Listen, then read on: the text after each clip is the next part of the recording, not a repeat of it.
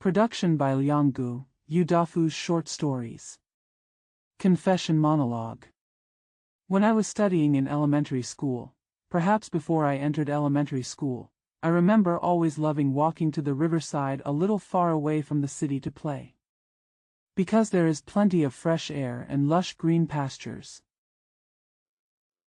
Standing side by side with the mulberry locust trees are rows of shadows that neither begin nor end, and the sky seen from the branches of the trees always seems to be a bottomless blue. In the middle of these green and blue mountains, I remember that there were still many chirps and the screams of flying eagles that disappeared with a long and leisurely swipe to the ground.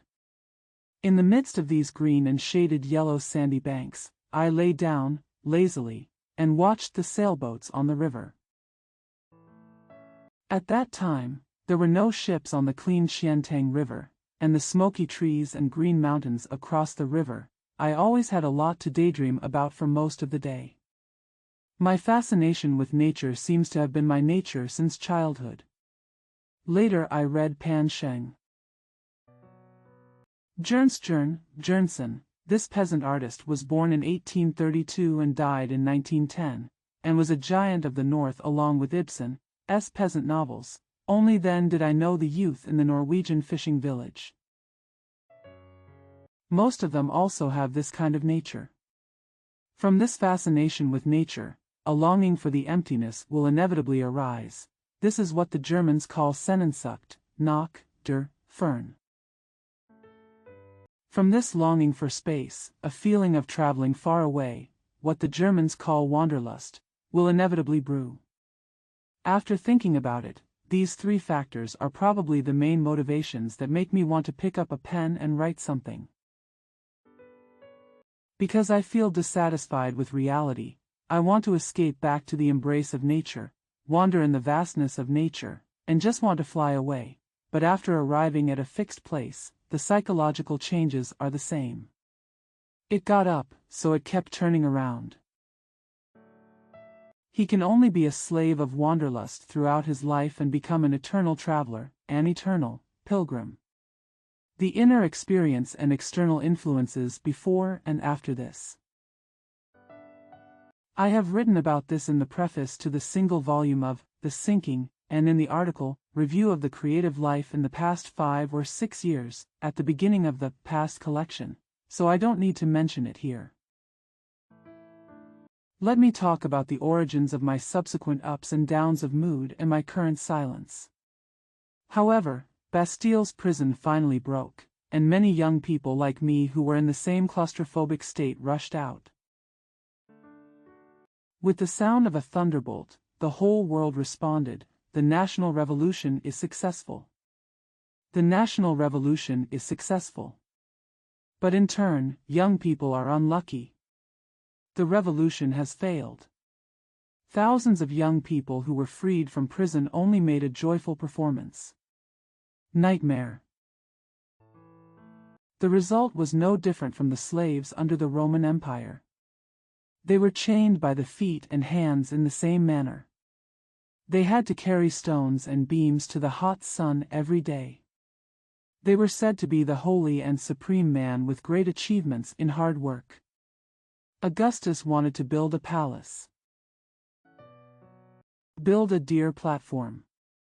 No one dares to disobey an order, because standing next to them as supervisors are all ferocious guards holding whips on their left and broadaxes on their right. If you are a little slow in moving rocks and beams, it will naturally be as light as a whip or as serious as an axe. Who will reason with you?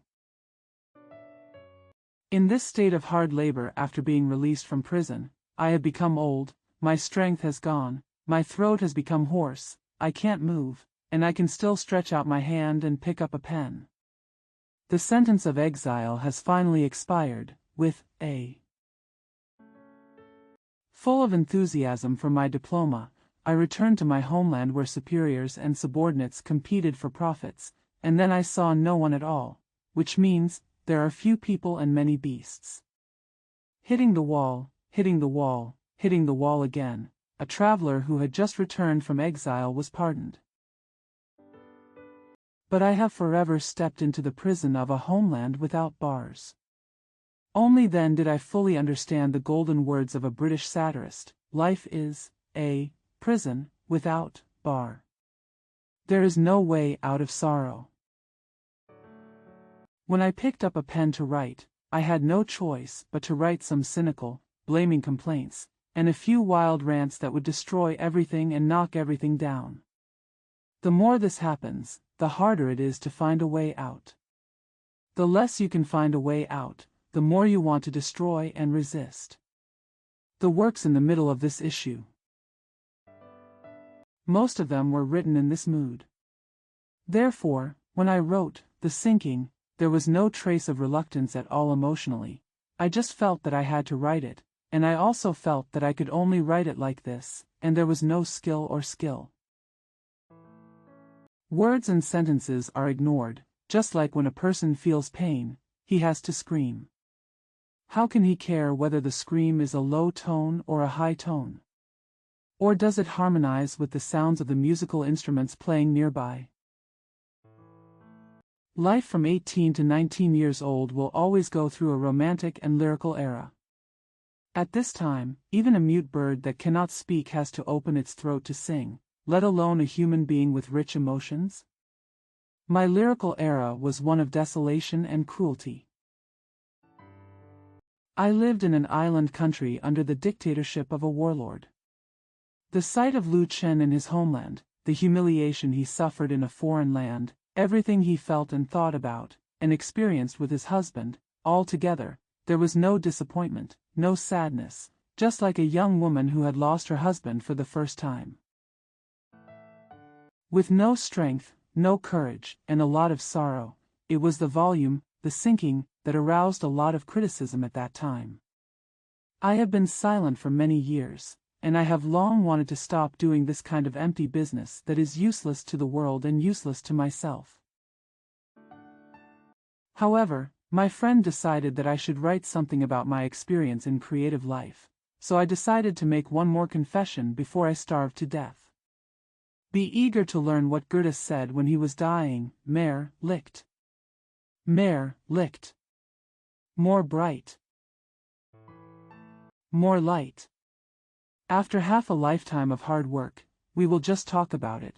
The future disaster will be like this. This is a spring festival couplet written by one of my relatives, Mr. Wang, before he died on New Year's Day this year. It is just appropriate to put it here as a tale. December 1931. Originally published in Beidou Volume 1, Issue 4, December 20, 1931. A lightly snowy morning. This man is no longer in the world, and the cause of his death has not yet been understood. His face is very delicate. Not like a northerner. When I first met him in the classroom, I always thought he was a student from Jiangsu and Zhejiang.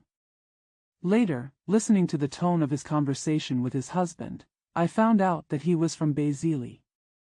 I lived with him in the school boarding house for 2 months.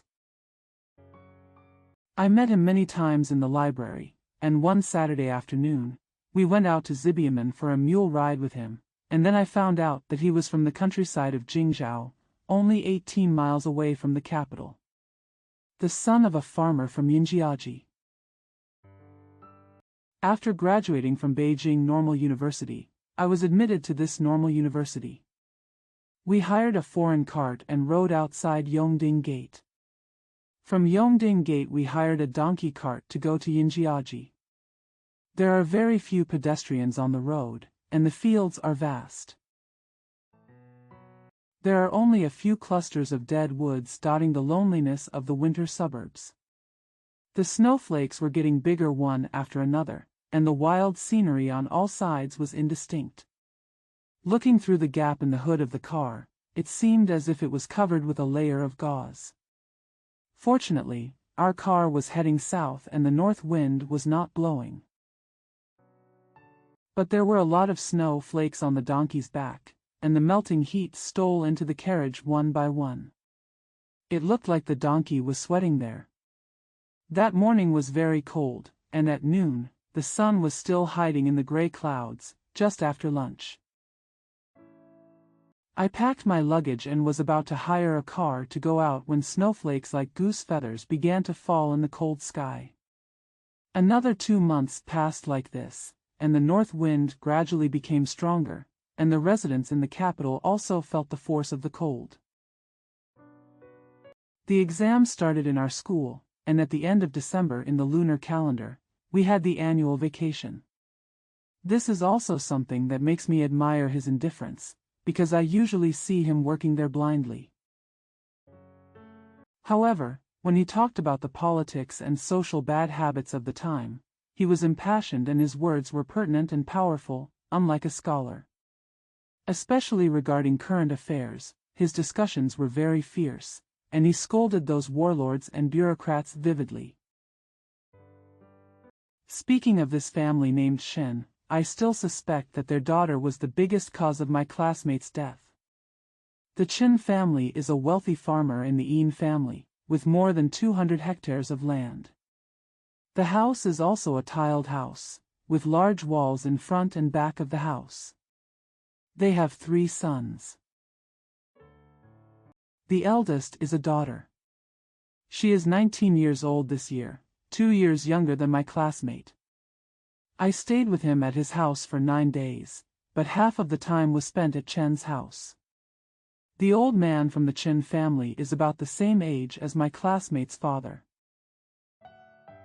But after marrying twice, both of them were dead. The first wife gave birth to a daughter, and the second wife gave birth to 3 boys, the eldest of whom was only 11 years old. After this suburban parade, our friendship took another step forward. During class, he sat in front of me, and I sat in the row behind him. Of course, we entered and exited in the same row. The dormitory was originally 2 rooms apart, but he negotiated with one of my roommates and actually moved here privately. In the library, of course, together. But there was no way to move the study room together, so the 2 of us couldn't be together only when we were studying alone. Daily classes are generally fixed. Normally, we all get up at 6:30, take books to the playground and read for an hour. Class begins after breakfast.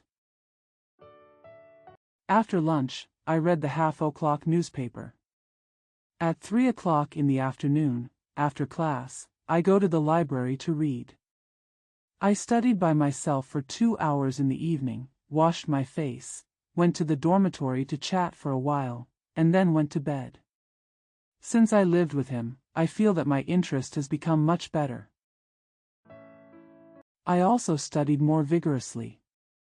On the morning of the 5th day of the first lunar month, the weather was very good. His father went to the family named Chen in front of us and borrowed a mule and cart to take us into the city. One morning in the 2nd week after I arrived at school, I got up early. A man is reading English in the playground. When I finished reading a section and was quietly flipping through the untaught parts at the back, I suddenly felt as if there was someone standing behind me. Looking back, I saw him smiling and taking a book. Standing behind me, no more than 2 feet away from the wall, he looked at me. When I turned back to look at him, he said to me at the same time, "You work really hard." I blushed at what he said, so I had to smile and said to him, "You work very hard too." I talked for most of the day. I forgot his name and haven't told him yet. His surname is Zhu and his given name is Yaru. The titles in our school were originally called by first name and surname. Everyone called him Zhu Yaru and Zhu Yaru, but when he called people, he always didn't include his name and only called him by his surname. Add the word at the bottom. Therefore, he never calls me Li Juamin by his first name, but calls me Li Jun. I couldn't get used to it at first and felt a little embarrassed. Later I imitated him and called him Zhu Jun and Zhu Jun. My classmates and Huiying from the Chen family. This is her name, when she was young, she studied in a private school. When she grew up, she went to the primary school in Shiguantan. This Shiguan village is located 7 or 8 miles north of Yinjiaji. It is the first large village south of Yongding Gate. He lived in Shiguantan Primary School for 4 years and had the best grades. He always came first in the exams. So after graduation, his husband enrolled him in Beijing Normal University and asked him to continue his studies. This gentleman has passed away now, and my classmates still shed tears when they talk about him. I couldn't be more grateful. Since then, he has lived in Beijing Normal University for 4 years, and now he has entered university safely. In this village where there are few scholars, everyone respects his diligence and thrift in learning. Especially the old man of the Chen family, every time he said to his father, "I lived in middle school in Suzhou for 4 years, and of course I knew how to ride a mule." After listening to his words, I suddenly remembered the excitement of riding a mule to Tiger Hill in middle school, so I immediately agreed. I am not familiar with the geography of Beijing, so one doesn't dare to run out alone. I have lived in Beijing for 2 months, and the only places I have visited on Sundays and holidays are the 3 temples and Central Park. Because the weather was so good that day, I really wanted to go for a walk in the countryside. As soon as I saw him, I made up my mind. He shouted that sentence. At the same time, he seemed to want to run outside the city. When he saw me, he naturally made this suggestion, so the 2 of us walked onto the stone road leading to the school gate without waiting for a second sentence. After walking out of school, the second problem arises. Where to go? When we rode over the stone bridge and looked at the western mountain from the back of Baiyun Temple, the 2 of us looked at each other unknowingly, each smiled knowingly, and exclaimed at the same time. We walked out of Baiyun Temple. Because it was still early, we ran up to the pagoda of Tianning Temple in front. There were soldiers stationed in the temple and we were not allowed to enter.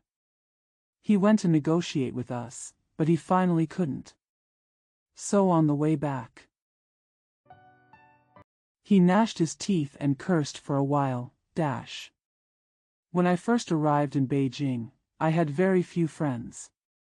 When I met ordinary classmates, I felt guilty and timid, fearing that my poverty and lack of knowledge would be noticed by them, so for a week after arriving at school, I did not dare to say a word to my classmates.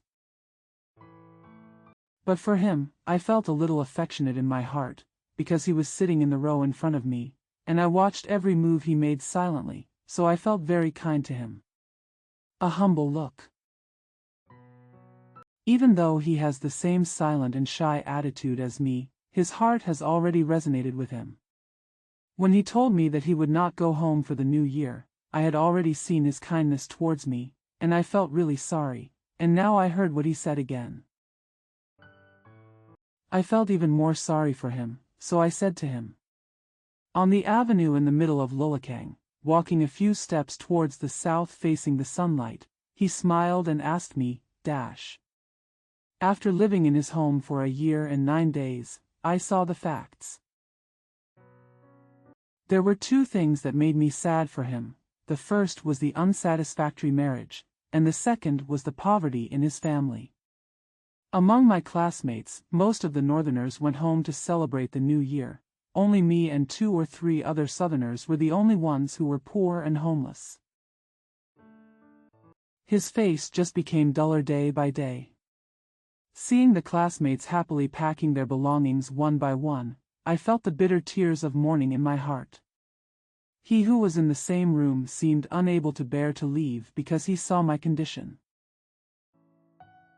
So at noon on the day after the exam, he said to me, "But there is one thing that I am often selfishly afraid of, which is the kind of gossip among classmates that often occurs in middle school." Although his appearance is very delicate, his eyebrows are very thick and his lips are extremely thick.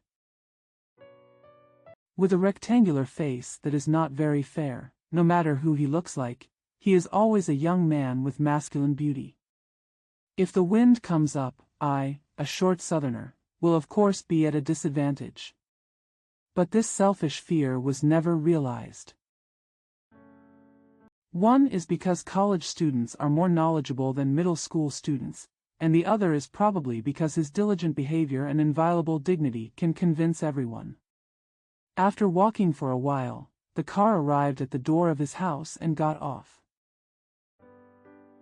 My legs were numb from sitting cross-legged. When I walked into his home and took a look, it was very spacious inside. His father and mother liked him very much. We finished dinner under a kerosene lamp, and his wife came out to spread a quilt for me on a heated kong. Speaking of his wife, she was originally a child bride who grew up in his family. She just got married last year. Her feet were tangled very tightly, and although her appearance was not beautiful, it wasn't that bad in the countryside. But the clothes look very old-fashioned, from the perspective of us who are used to seeing urban people. Her green cotton padded jacket and red cotton trousers that hugged her feet were really ugly. That night, I felt a little tired from swinging on the donkey cart for a long time during the day, so after dinner, I went to sleep on the kong early in the morning. I didn't know what he talked about with his parents in the back room or when he went to bed with his wife. Farmers in the north are all the same. They work hard all year round, but the results they earn are not enough to pay the government's heavy taxes. Although his family has dozens of acres of land. However, the income from these dozens of acres of land, apart from taxes, could not provide enough food for his parents and clothing for his wife and children. He is an only son, and his father is over 50 this year. The sons of farmers around him were about the same age as him. They can go to work in the fields and help the family, but he is studying alone in school. Not only can he not help his father, but he also has to withdraw pocket money from home to buy books and shopping. Only then did I see the reason why he had to cut back so much in school. Only because of this, I feel sympathy for him, and I feel that his personality is noble even more. The climate in Beijing is best during this period of the year. The weather is neither cold nor hot, and the windy period has not yet arrived. The clear blue sky reflects the lush green of the distant mountains. It seems to be a normal scene in the sea.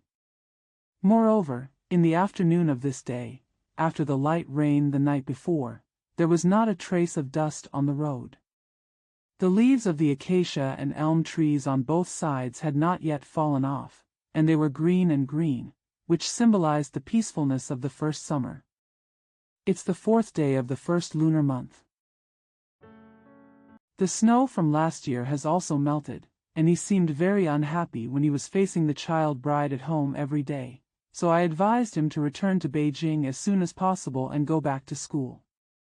On the 3rd day after the holiday, he became dejected and anxious. That morning, the weather was extremely cold, so we opened our eyes, talked, and slept until about 10 o'clock before getting up. I was hungry and reading a magazine in my room, and he suddenly said to me. When we left the city, the mules were running very fast, so after walking in Baiyun Temple for a while, the sun was still very high. He told me.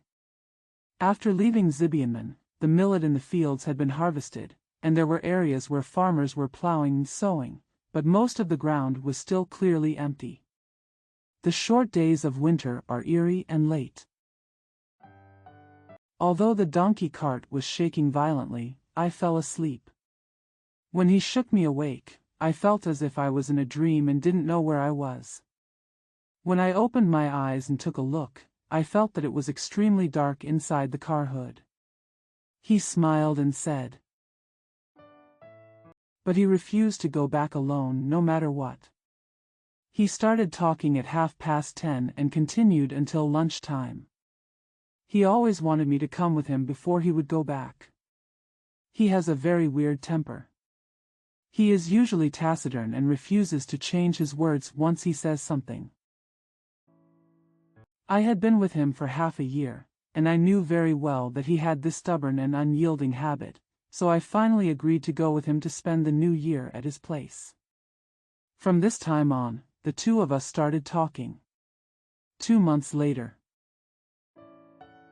Because we always read at the same table in the library, our friendship felt particularly close. One Saturday, the weather was particularly nice. The rain the night before suppressed the light dust, and the late autumn sun was warm and pleasant. At 1 o'clock in the afternoon, the husband asked for leave. After lunch, the two met in the newspaper reading room, and they said the same thing in unison, The two of them talked and walked around. When they arrived near Zibianman, it was almost 2 o'clock. A mule has been hired. Riding on the road to Bayun Temple, our bodies were covered with golden sunlight, and our lungs were filled with the refreshing breath of the western mountains. The two of us felt that being emperors would not bring such happiness. Among the new classmates who entered the school, they were all arrogant young people. He was the only one with a soft appearance. He was very humble and wore a green bamboo coat. On the first day of class, he diligently took a pencil and a notebook and recorded what he said there. There are a lot of mules, and there are them as soon as you leave the city gate. I'm afraid you don't know how to ride them. This kid Yaru. He must be very promising, and you must cultivate him. If you want money, I will do my best to help you. This Bayun temple is where Taoist priests gather. Empress Dowager Cixi of the Qing dynasty often came here to rest. The first lunar month of every year starts from the first day of the lunar month and ends on the 18th day of the lunar month. Women from Beijing come here to burn incense and ride horses, and the road is crowded. At that time, there was an old Taoist sitting under the bridge, saying nothing and not eating all day long, saying that he had attained enlightenment. There was a row of white-haired Taoist priests sitting in the old man's hall. He had hundreds of years written on his body and defrauded women of a lot of money. This kind of behavior that confuses the public should really be banned, but the wives of the Beijing authorities still come to worship and give alms to praise their generosity. Do you think it is outrageous or not? I have to kill these bitches. Our people's children, fields and houses have all been occupied by them. One day I will take revenge on them. That's great. Li Jun, let's go. Can you go to our countryside to celebrate the new year? Li Jun, can you ride a mule? Li Jun. Wake up. Look, didn't you see a few lights in front? That's where the Yin family gathers. I know how to ride. I don't plan to go back during the annual vacation, so I can read more here. But 2 days after the exam, the library was also closed. The only 2 classmates left in the same room were me and him. In addition, there were no stoves in the dormitory and study room, and the lights seemed to be out. They were dormant there in a cold and gray state, and it was impossible to read. If we want to go to a game, we don't have the money. I went for a walk on the street. In the cold windy gray sand, all I saw were scenes of dying people and busy pedestrians coming and going. The weather is so nice, let's go for a walk. Are there mules in Beijing? Let's go and try riding them. Go ahead. Home is close. Why not go back when you can enjoy family happiness as a couple? Since the old man of the Chen family values him so much, he will certainly not refuse the loan raised by his father. So I think their family owes money to the Chen family. There must be quite a few. That day, the 5th day of the first lunar month, his father borrowed a donkey cart and donkey from the Chen family to take us into the city. On the way, because I had nothing to say, I said to him, Dash. It's a pity that Hu Ying of the Chen family didn't study. She is really smart. At first, when he heard what I said, his face suddenly turned red. Later, he felt that I didn't mean it maliciously when I said it, so he sighed and said, Dash. Alas. There are so many hateful things in the world. I looked at his demeanor. It seemed that he didn't want me to talk about these girls, so I kept silent. After arriving at school that day, the classmates had not returned yet, so he and I walked around the factory and listened to the opera. In other words, Mayamahuhu has just passed the winter vacation. After school started, it was a routine life again, with classes in and out of class, eating and sleeping, until summer vacation. During the summer vacation, because I missed home so much, I left him and went back to my home in the south for 2 months. When we got on the train, he walked me to the station, talked a lot of words of encouragement to each other, and asked me to write him a letter every day after I got home, reporting on the scenery in the south. As for my family, I said that I would like to work as a tutor for 2 months during the summer vacation so that I can make some pocket money. Buy some books.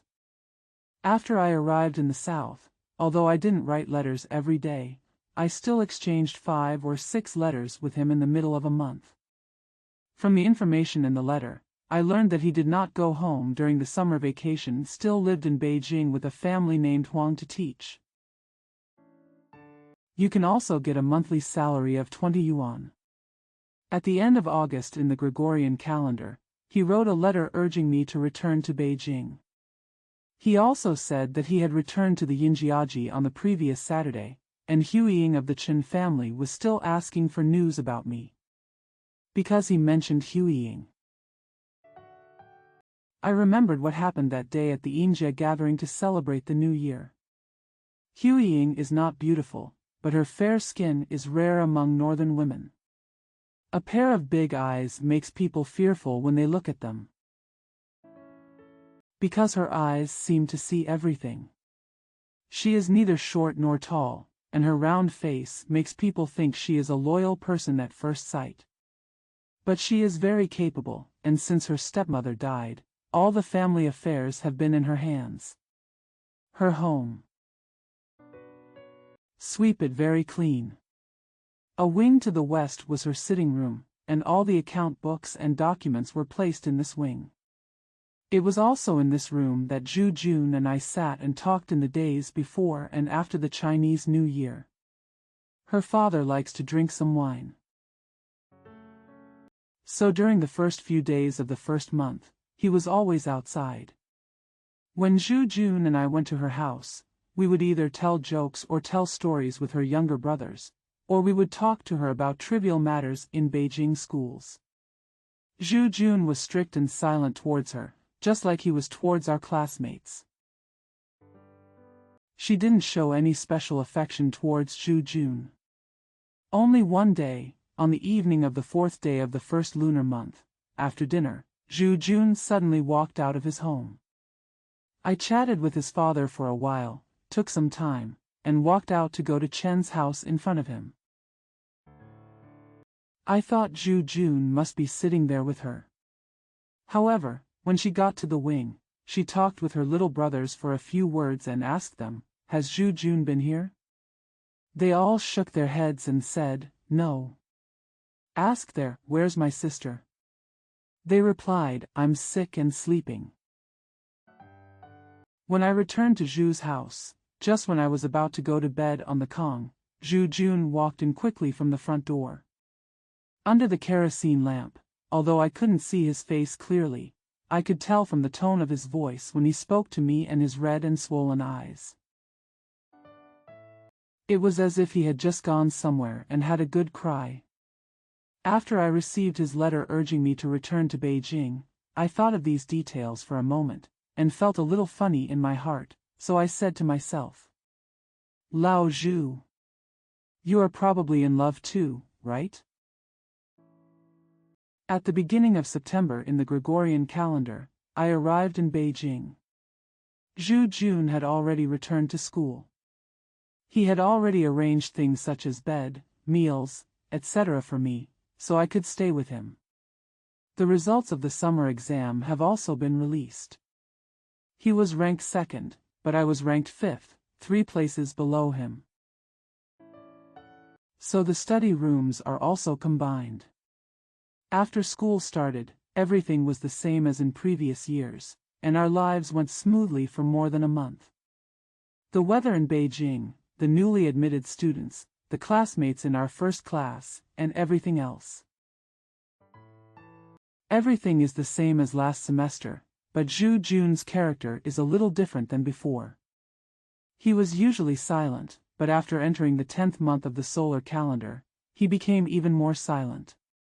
Originally, he was very economical with money. But after the new semester started, he always dragged me to the hotel to drink. After drinking a few drinks desperately, he loudly criticized the bad social system, the uneven economic distribution, the warlords, and the bureaucrats. Finally, he especially attacked the ignorance of the northern peasant class. Every detail is taken care of. I saw his sadness and indignation, and I was really moved by him, but in the end I had to persuade him with the cliché of obeying fate and obeying fate. He was originally diligent, but he worked even harder this semester. After the lights-out bell rang at night,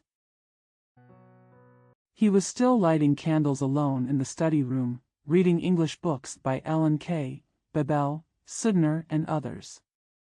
I have also advised him several times, teaching him to recuperate in time and take care of his body.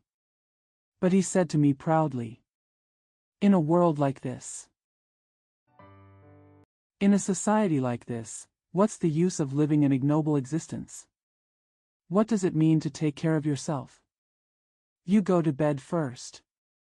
On Saturday afternoons and Sunday mornings, we originally agreed to go for a walk in the suburbs every week, but since he entered the 10th month of the Gregorian calendar,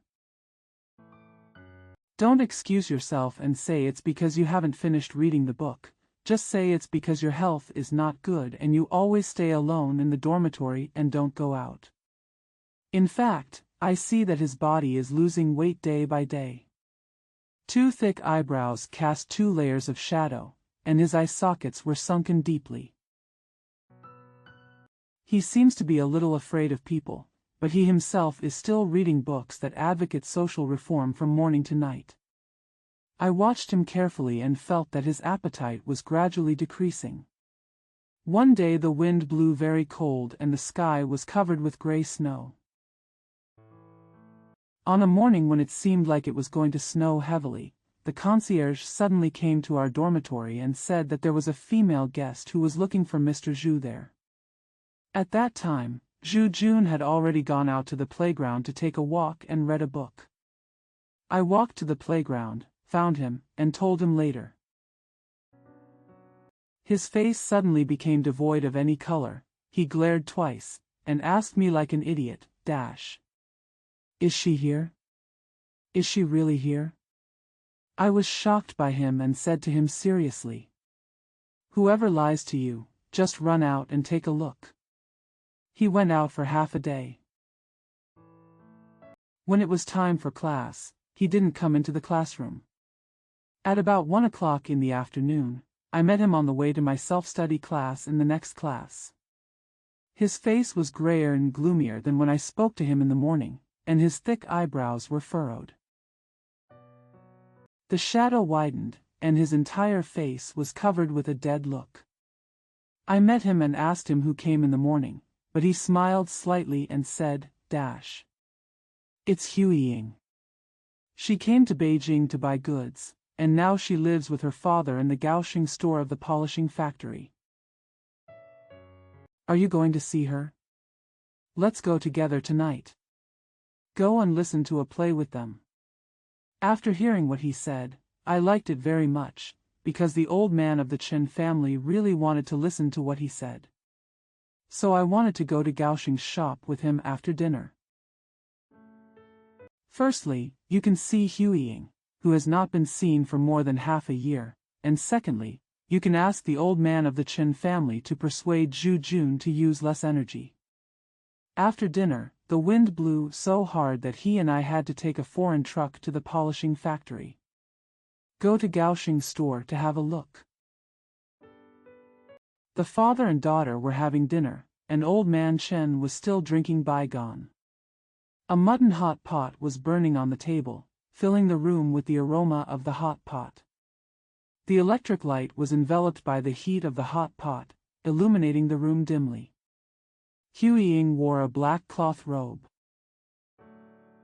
When she stood up for us to sit down and drink, I felt that her appearance was much more beautiful than when she was at the Yin family gathering. Old man Chen insisted that we sit down and drink, so we had no choice but to sit down and have a few drinks. Drink and talk. I told him that Zhu Jun had been working too hard recently. After hearing what I said, old man Chen said to Zhu Jun, "Yaru, your grades in college were not bad, so why do you do this again? I heard that you got second place in the exam, so that's good enough. Do you still want to win first place? In short, it's your body that matters. Your family is all looking forward to you earning money to support your family after graduating from college. If you are not in good health, it will be useless no matter how knowledgeable you are." Zhu Jun was speechless after hearing these words. Drinking cup after cup with head bent.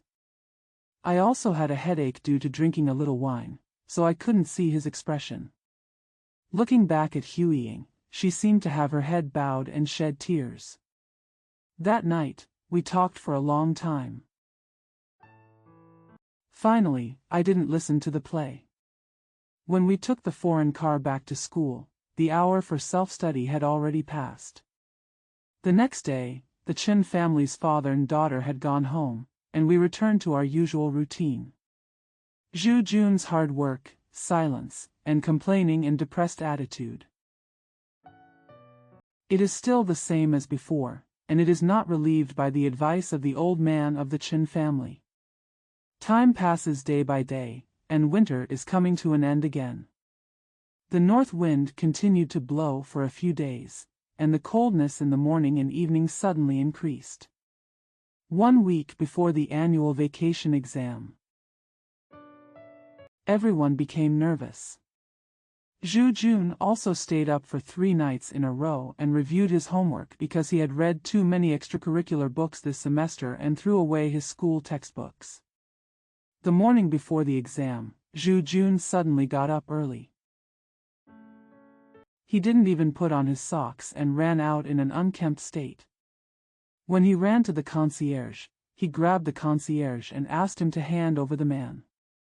The concierge was confused and asked him who the person he was talking about was, but he just stopped the concierge and started making noise. But he refused to name that person. The noise got louder, so we all went out to take a look. When we saw that it was Zhu Jun making a noise with the concierge, I stepped in. At this time, when I saw Zhu Jun's expression, I was also shocked. His eyes were red with blood. The 2 eyebrows stood straight up, his face was a dull blue-gray color, and his forehead and neck were covered with many blue veins. As soon as he saw us, he showed 2 rows of snow-white teeth, smiled as if weeping together and said, "Okay, you are all here. You keep this little warlord under guard and let me take out my pistol and shoot him." As he said that, he pushed the concierge on top of me and 2 other classmates. We were not on guard against him, and the 4 of us fell to the ground together after he pushed us like this. But he laughed a few times and ran straight in. After seeing his behavior, we all knew that he was insane, so we discussed asking the school guards to keep him in the infirmary while we notified the school authorities. "Please ask the school to ask a doctor to treat him quickly." Sitting alone in the infirmary, he became impatient and insisted on coming out to fight with the school janitor. He also referred to the school guard who was guarding him as a petty warlord and cursed. "You bastard, a little warlord like you. Do you dare to forcefully marry someone else's daughter? Come on, bring the pistol, come on, bring the pistol." The school doctor came to see his illness and was beaten several times by him. He also tore off a pair of the school doctor's glasses and broke them. I stood at the door and cried several times with tears in my eyes, Zhu Jun. Zhu Jun. Can't you even recognize me? With his eyes bare, he looked at me for a moment, and then he laughed and said, "You little bastard, are you here to swindle money?" As he said that, he hit me again, and we had no choice but to lock the door of the infirmary. On the one hand, he sent people to his home to report the news and asked his parents to come out to take care of his illness. Towards evening, his father came, and with him was the old man of the Chen family. I went out with them that night and rented a room in an apartment. Zhu Jun's illness became more and more severe. The three of us finally stayed up all night because we wanted to stop his violence. The next morning, I went back to school early to take the exam, and in the afternoon, I went to the apartment to see him. Knowing that they had rented another small house, Zhu Jun was tied up. I took the exam in school for 3 days. On the day I finished the exam, I received an urgent letter early in the morning, saying that Zhu Jun was no longer alive and wanted me to go there and see him. When I got there, I took a look and saw that he was tied to a plank bed like a ghost in a small room in Heichichi. The air in the room was extremely foul and smelly, and in the black and smelly air, only the sounds of slight breathing and diarrhea could be heard. I stood silently at the door for a while. I couldn't bear it anymore, so I raised my voice and shouted, "Zhu Jun," and "Zhu Jun" twice. His old father, who was sitting behind his feet, immediately raised his hand to stop me from speaking. When Zhu Jun heard my call, he turned his head to look at me. I only saw a black skull-like head and 2 very black eyes. I stepped into the small room and took a look at him. I saw that his hands and feet were still tied, but his head was leaning softly on the pillow, sitting behind his father's feet. There was also Zhu Jun's daughter-in-law, her eyes red and swollen from crying, her head shrunk blankly, guarding her dying man. I looked forward and back, and tears suddenly welled up in my eyes. I walked up to his pillow, leaned down, and asked him softly, "Zhu Jun, do you still recognize me?" He couldn't continue talking. He turned his head and looked at me again. His face had no expression at all, but looking through my teary eyes, it seemed that tears were flowing out of the corners of his eyes. I approached his father, asked where old man Chen had gone. His father said, "Huiying is going to marry an officer today, so he has already gone back to arrange the wedding." I asked Zhu Jun again what kind of medicine he was taking, and his father just shook his head and said, "I don't know either. But after he took the medicine. But it has continued till now, and now it seems that it is no longer possible." I thought to myself, this must be the wrong medicine. Otherwise, why would he become like this within 3 days? When I was about to speak, I heard another sound of diarrhea. Zhu Jun's head shook a few times on the pillow, and there was a gurgling sound in his throat. My hair stood up in fear. At the same time, his father and his wife also stood up and rushed to his pillow. I saw his head twitch upward a few times, and his throat made a few noises. After twitching slightly for a quarter of an hour, all movement stopped.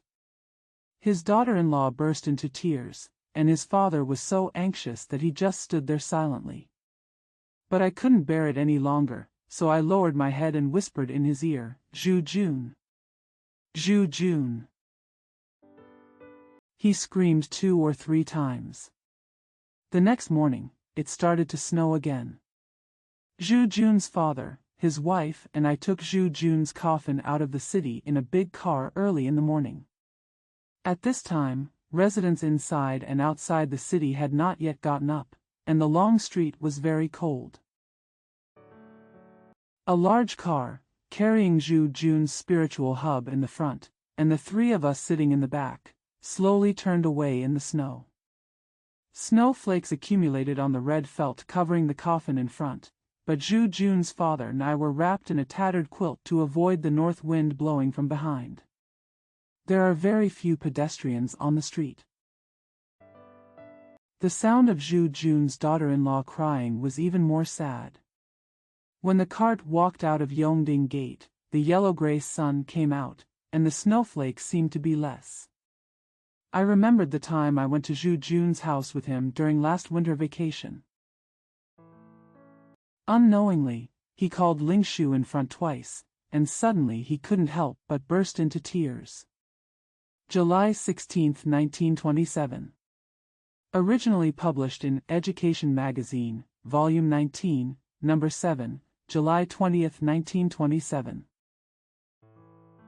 Education, Literature and Art column, published with the title, Examination. Nostalgia Sick. 1. When the sun comes into contact with the night shadow, in the middle of the vast wilderness, I turn my head towards the chaotic and broad sky. Step by step he walked away without knowing what his own home was. He didn't know what he should do or where he was going. He just felt that his feet had to be released step by step. This was Yu Zhifu's current mental state. In a half-awake consciousness. He only vaguely knew that the world would become dark from now on, that the dry land in the wilderness would gradually turn into a swamp with water, and that his feet would not be able to move freely moment by moment. But he had no intention of changing direction.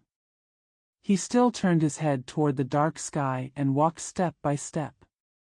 At 3 o'clock before noon on the 20th day of the 9th month of the lunar calendar, when the east was not yet white, the hostage's body was trembling while he was in the shadow of a dark gray lamp. He got up from the bed and put on his old cotton robe. There were a few rustling sounds of falling leaves coming from the yard, probably because a crabapple tree had withered there. In the kitchen behind his dormitory was a bannerman's cook and the cook's nephew. It was the coachman of his brother's family, talking there once or twice.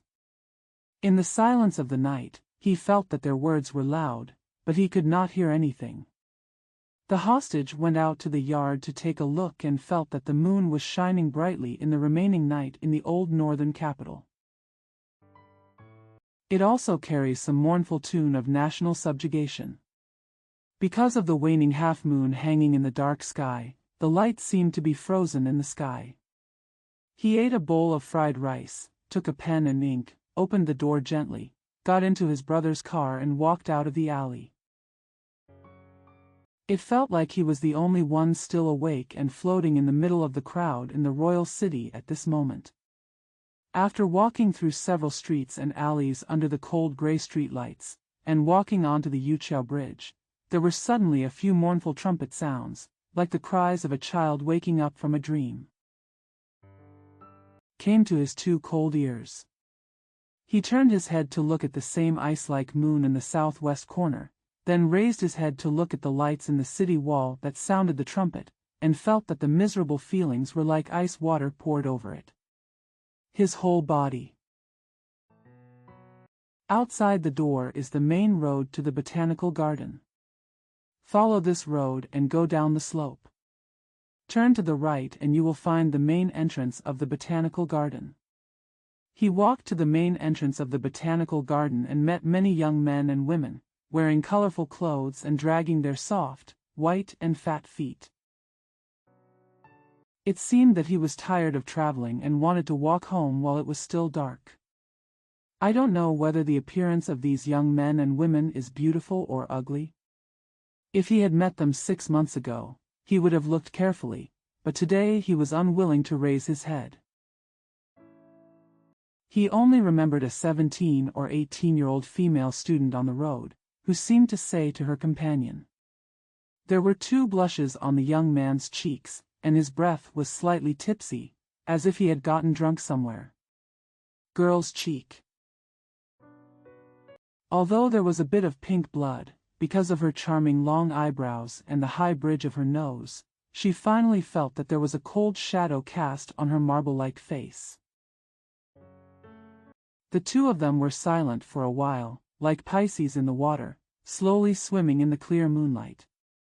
This is the dream life of a young hostage boy, and it already happened 10 years ago. She later married one of his classmates. When the hostage returned to China 4 years ago, he only saw her once on a quiet autumn afternoon in the market of his hometown, and only saw her pregnant side. 3. This was the scene a few years ago when my hostage was taking the exam for international students in Beijing. After the first exam, a strange thing was suddenly reported in the news. Why do international students need to take the exam? The people who should take the exam this time were already designated by the ministry before taking the exam. I pity those who came to take the exam from other provinces. People are still dreaming of becoming a foreign Hanlon and a foreign bachelor. This is another tragic and comic memory of a scene a few years ago.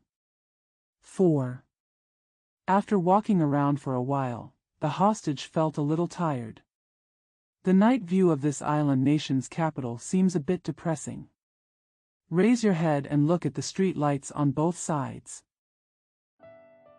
They were all places where he couldn't rest, so he had no choice but to find the nearest way back to his apartment. When he reached the entrance of the botanical garden, a signboard written in red and green suddenly shone into his eyes from an electric light of 100 candles. Dragging his tired feet, he slowly walked up the stairs of this Chinese pub. There was no customer upstairs. After ordering a plate of food and a bottle of wine, he put his head on his hands and slept on the table for a few minutes. After the food and wine were brought, he raised his head and took a look. Only then did he realize that the person standing in front of him was a 16 or 17-year-old Chinese girl. He has a round face and pretty features. He asked her where she was from, and she said.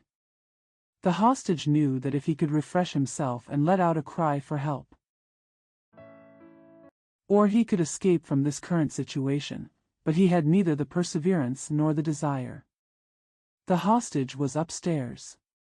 He confusedly concluded that the wall clock next door had indeed struck 5 o'clock, and then slowly walked downstairs. Because dinner is scheduled to be served at 5 o'clock in his apartment. If we go one step further and talk about a now popular saying, his current mental state is the same as Oblomov's state of numbness. Let's take a closer look at an analogy. His state is that of a small lonely boat floating on a river that seems to be still. There was no helmsman or sail on the solitary boat. It just floated slowly along with the current under the water of the river. There was half a bowl of rice in Honghua's small bowl. He felt as if he couldn't finish it, but he ate it in one breath. After finishing half the bowl of rice, he didn't want to add more, so he went upstairs to get a yellow and black soft hat and walked out. She smiled and nodded to her hostage, who then gave her the wine glass in his hand. The hostess poured her glasses of wine 1 cup at a time. She suddenly threw the cup on the table and jumped into his arms. She hugged the hostage's neck tightly with both hands, and bit his face with her small mouth. As she said this, she untied her upper and lower clothes. The hostage stared blankly for several minutes. Suddenly she felt a line of cold tears flowing down between his right cheek and her left cheek. Only then did he realize that she was drunk.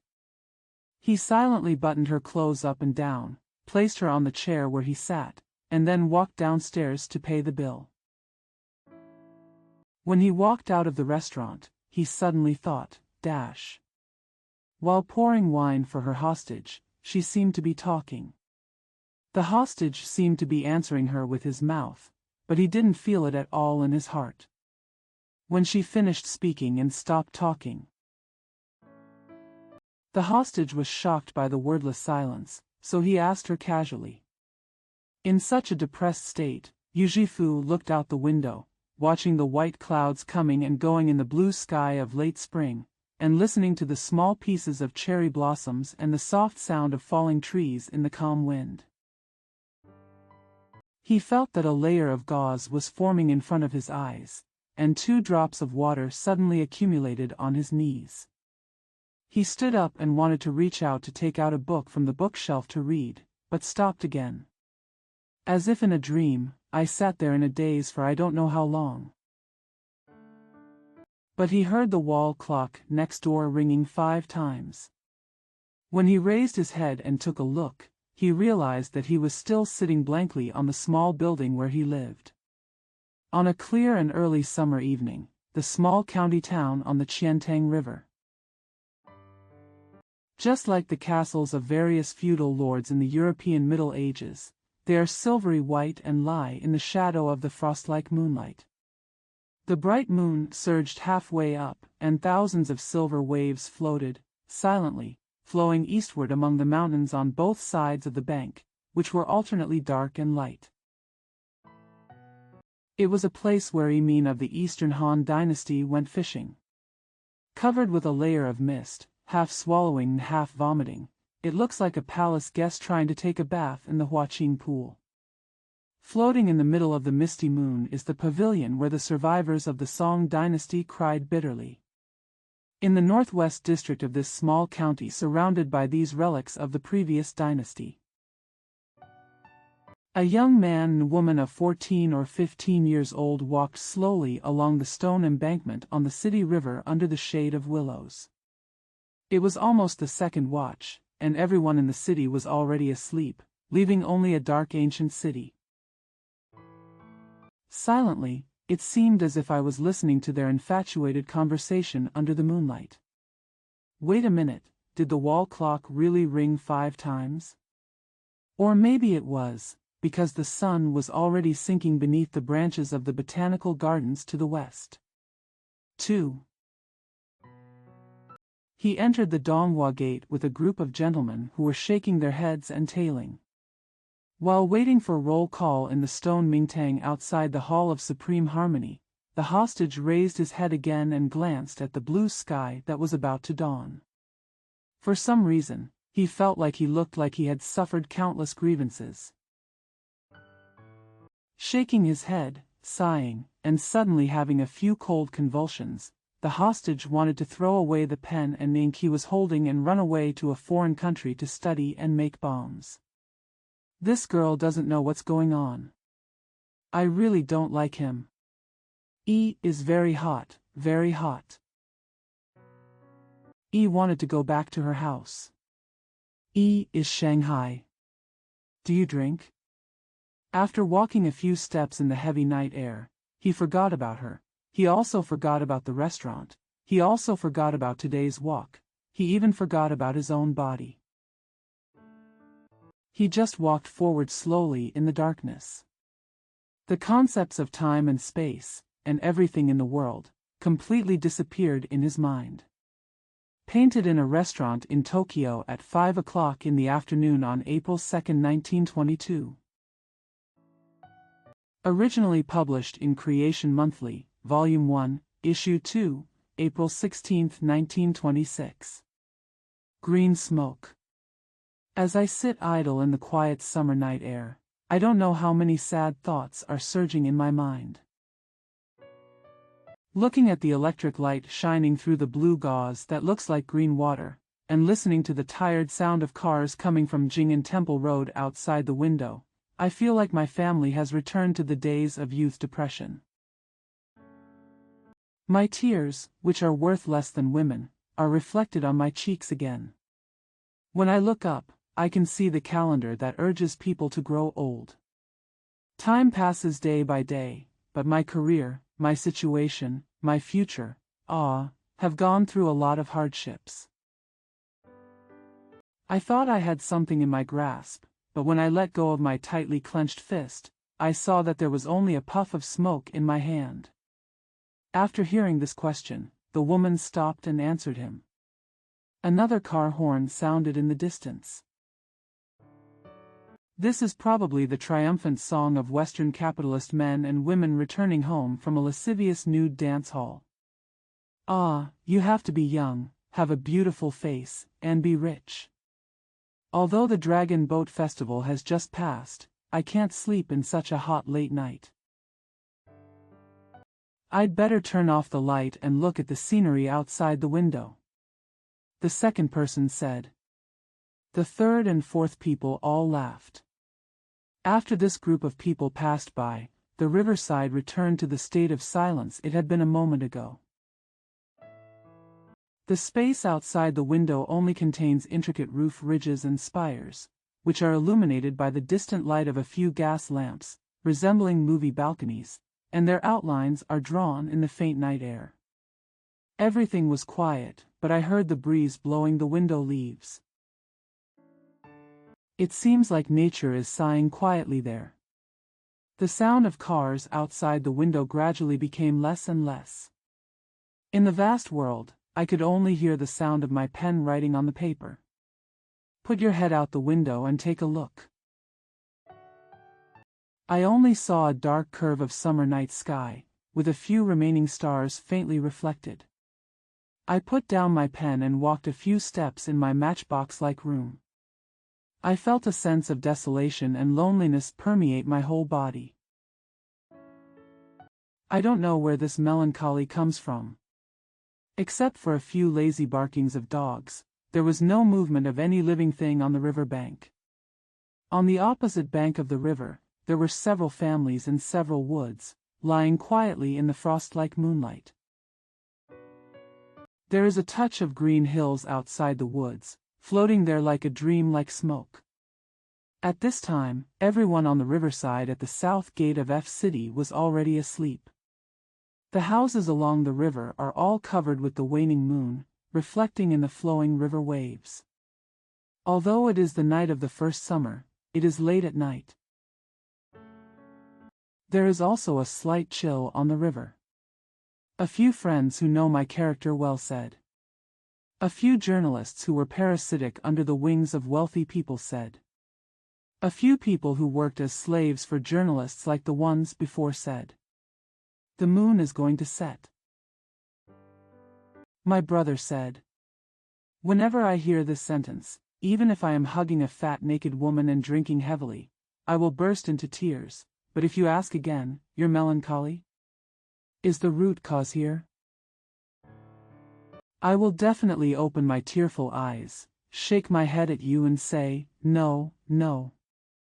What does it matter if the country dies? Didn't Sienkiewicz, the poet of the subjugated country, make a grand career for the rest of his life? Aren't all my compatriots living in the concession very comfortable? What will happen if the country dies? Wouldn't it be better for foreigners to manage us? Lu Jianan's two good poems, Wang Shibei sets the day for the Central Plains, and he never forgets to tell Nai Wang about family sacrifices. Wasn't it possible to do it because the country was destroyed? Now that my young blood has dried up, I still don't have the same patriotic enthusiasm as before. I am no longer a chauvinist. I just want it to be true as they say.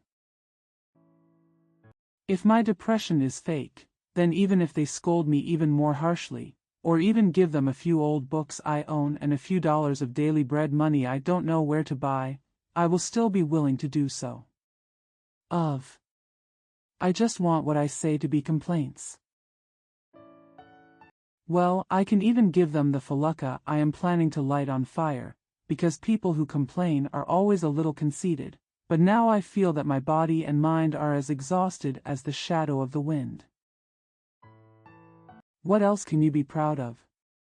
I returned to my seat from the window, turned on the light, and looked in the mirror for a few minutes. I felt that this thin appearance was not carnivorous after all. In such a helpless time, I still smoke. In order to unify my thoughts, I struck a match and lit a felucca. After taking a deep breath, I exhaled the cigarette completely onto the green gauze cover of the electric lamp. Surrounded by green veil. Just like after a rain in the deep mountains in summer, a layer of lavender clouds appeared. Staring blankly at this layer of clouds, my body seemed to shrink and sit in the middle of this lavender cloud. This layer of light clouds and mist drifted away. My body then split into two, a shrunken body floating in the mist, and the original body still sitting under the green light of the electric light, watching me from afar in the green smoke. It was already dusk. The sky is surrounded by the afterglow of the setting sun. There is a circle of silver-red ribbons on the four sides, and Xiang Tianxin gradually turns into a bright blue color.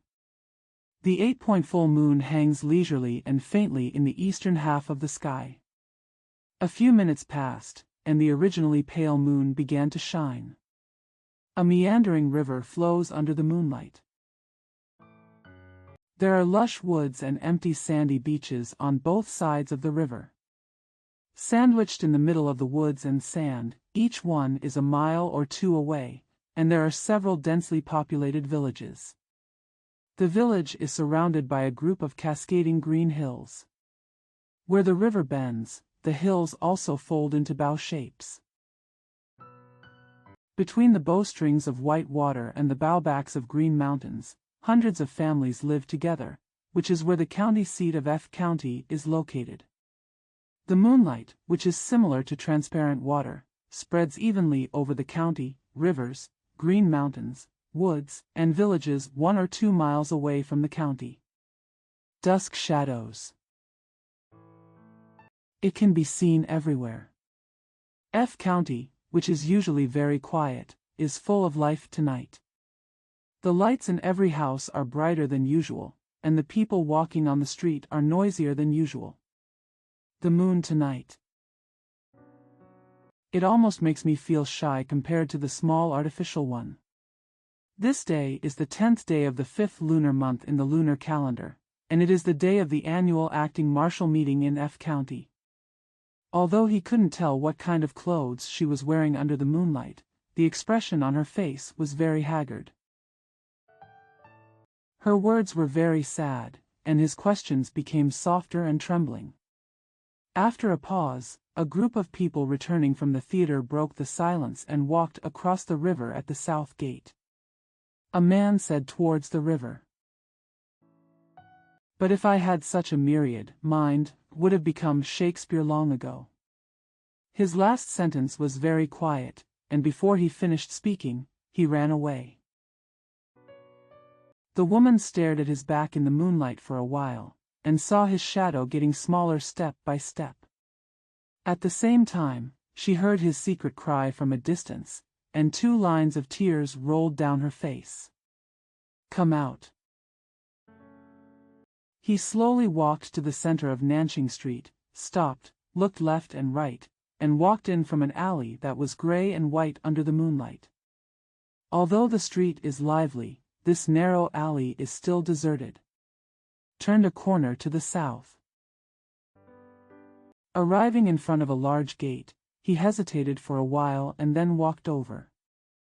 After walking 2 or 3 steps, he turned around again. Peeking in the door, he saw a foreign lamp burning on the table in the middle of the main hall. A bright fluorescent light shines on the upper wall. A picture of Zhong Kuei and several pairs of characters on wax paper came out. The rest of the hall was empty and there was no one around. He walked back and forth at the door several times, with 2 crystal black lights emitting from his eyes, as if he was about to cry. Finally, when he walked around and passed the door of the wall, a woman about his age walked out. Because she walked between him and the lantern, he only saw her fluffy hair reflected in the light of the lantern. He hurriedly walked 3 or 5 steps. Just stopped. The woman walked out of the wall door and walked in the opposite direction to him. He walked around again and caught up with the woman.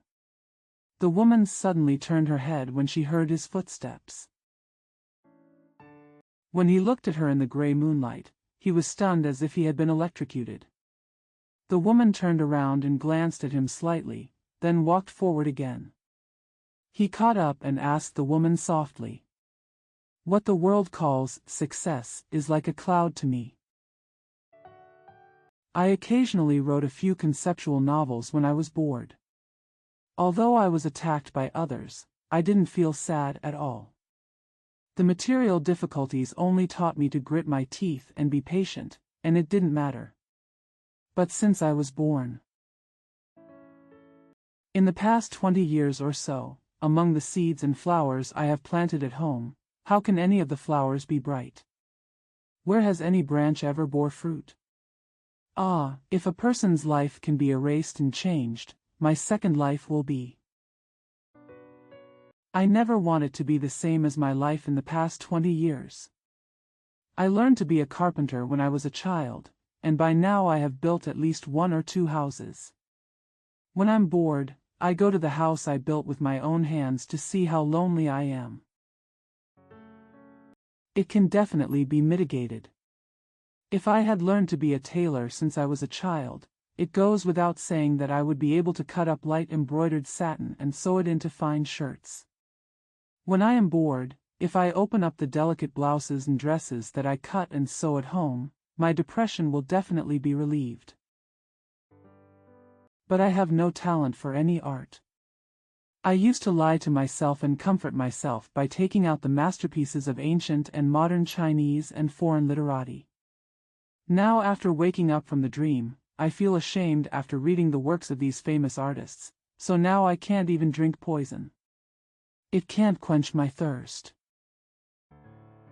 What else can I do to fill the emptiness in my chest? A thin man, about 40 years old, slowly dragged his tired feet into the east gate of F County at dusk, walking in the shadow of his own house. Step by step, he walked westward among the pedestrians on the long street. His green and yellow face showed a look of fear, and there were already a few wrinkles on his forehead and under his eyes. A short, tangled beard grew randomly around his mouth. And the dirty, old bamboo cloth shirt he was wearing proved that he was a down-and-out person. His back was bent forward, and his eyes, like dead fish, were peeking ahead and to the left and right. He seemed to be afraid of people knowing him. It seems like someone is looking for a confidant there. He set out from the provincial capital of H this morning and walked 90 miles until he reached his hometown of F, which he had not seen for 20 years. Then where did the U family move to? So are you the only one living here in the U family? Don't come looking for me, you drowned man. I still have a wife and son to raise at home. My man has been away for more than 20 years and I don't know where he is, so I can't go to Beijing or Tianjin. Now I am helping the Liu family cook here. Is my sister-in-law's family named you? My mother-in-law passed away last year. It's so cold and frightening that my hair is standing on end. I don't want a drowned ghost looking for a substitute here. The eldest uncle is in Beijing, and the second uncle is in Tianjin. Oh. Thank you. Oh. AI. I live in the 3rd room. AI. It used to be named you, but now it is sold to the Liu family. Oh, poor you, you are born at this time, when China is making such troubles. No wonder you are just depressed every day. You can't do it well when you run north, and you can't do it well when you run south. Your melancholy is justifiable, whether you were born 10 years earlier or 10 years later. Why are you asking the Yu family? Are you the Yu family's sister-in-law? Your melancholy is all artificial, all pointless moaning, and ugly. What you feel is Tosca. This is what everyone in China feels now. You are complaining because no one is using you. Where is their old lady? A phantom. The moon has set, and the night air on the riverside suddenly turned gray. The stars in the sky shine one by one, reflecting in Jiangxian. At this time, another slender figure flashed out from the riverside at the south gate, slowly lingering on the water's edge, only a foot or two away from the water. Because this figure moves very slowly, it appears. It cannot destroy the quiet air on the riverside. But a few minutes later, the figure suddenly jumped into the middle of the river. Jiang Bo was excited, and the silence on the riverside was broken. The stars on the river shook a bit, as if they were falling from the sky. The river waves widened in circles, and the starlight reflected in the river waves also swayed a few times. The sound of a person entering the water, the reverberation of the quiet night on the river, and the time when the circle of the river waves disappears. The gray river is still dominated by the silence of death, and the dawn is still far away. Epilogue. I stared blankly at the green light of the electric light, smoking almost all the pack of cigarettes I just bought tonight. The distant crowing of cocks and the whistle coming from nowhere reached my eardrums intermittently, and my mind was reminded of the dawn. Isn't it? Look! Can't you clearly see the roof tiles outside the window line by line? Ah! This bright blue sky. It's dawn time.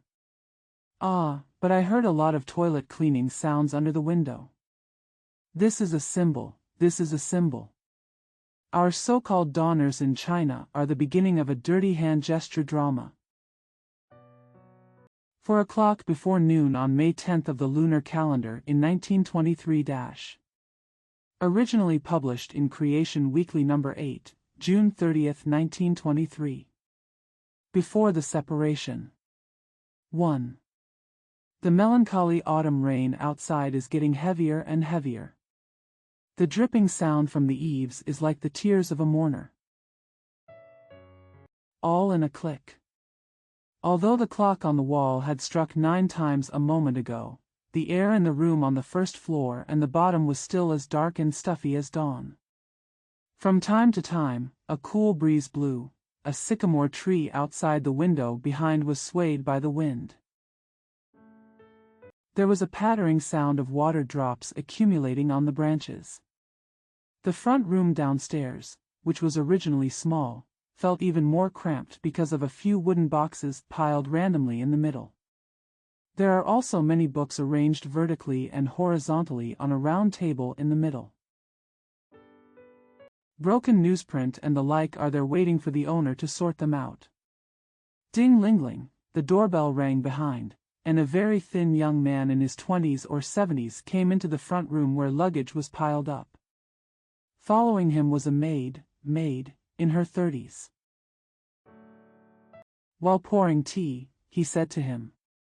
The wind picked up, and a burst of rain drifted across the gray glass window. The hostage glanced at the window, sighed, and continued his meditation. There was a sound on the middle escalator. 2 children in Japanese clothes ran down. Before they even got off the escalator, they shouted loudly in Japanese. The young man gave her a sad smile, nodded, took off a raincoat, hung it on the wall, and took it from the pile of wooden boxes. I took out a foldable chair and sat down. After his aunt returned to the kitchen at the back, he looked blankly at the wooden boxes of books, and his eyes suddenly turned red. There was a slight click, and a blue vein appeared on his forehead. 2 blushes appeared on her cheeks. He took out a white handkerchief from his bag and wiped it on his mouth. He sat in silence for another 3 to 5 minutes. Finally, when he took out a cigarette to smoke, he faced the second floor and shouted twice, "Dash." While the hostage and Hiru's wife were talking in Japanese, Hiru hugged the child and stared at the rain outside. The hostage said to Mrs. Kwong again. The lady looked at the rain outside and said in a long voice. Said. He coughed a few more times. On the morning of the next day, the autumn rain cleared up, and the sky after the rain became even bluer and lovely. The dirt and sand on the repaired road were washed away by the night rain. Although there was a cool breeze blowing in the sky, it did not fly on the ground. The dust and sand are rising. It was about 10 o'clock in the morning. Yujifu wore a long linen gown and walked on the road to Kwang Hiru's place to eat. Because the inn where he lived usually didn't cook, so when everyone was hungry, they would get some wheat to eat. Yujifu has been pampered since he was a child. I can't eat any wheat food. Most of his illness was caused by the endless meals, so he would rather travel several miles. He had no money to take the tram, to go to Kwang Hiru's place to eat. Moreover, Kwang and Zheng will be leaving in a few days, so the 3 of them will gather together. There may not be another chance in the future, so Yujifu wants to never leave them. However, Zheng, Kwang, and you all decided to leave Shanghai together for the sake of their own lives. The departure date was already set. So Hua's Jing lived on them and was homeless. Before they set off, they had to find a house elsewhere to recover. 3.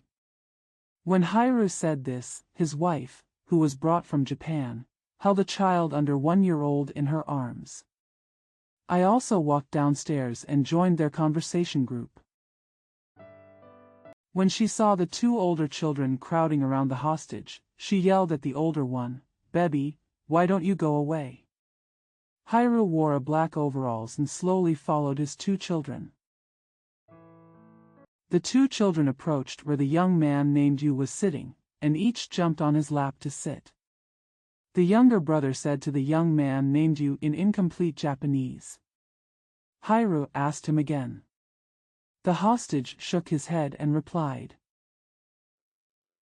Hiru also took out a chair from the pile of wooden boxes. After sitting down, he asked the man named Yu.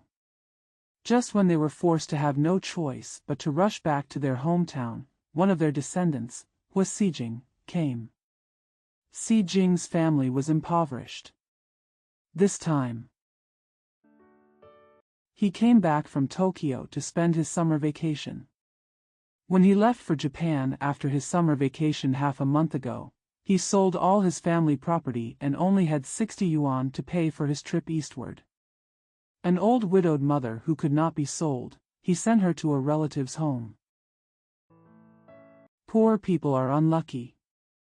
When Si Jing went to Shanghai, he was Yujifu's hometown, he caught a cold and became a lung disease.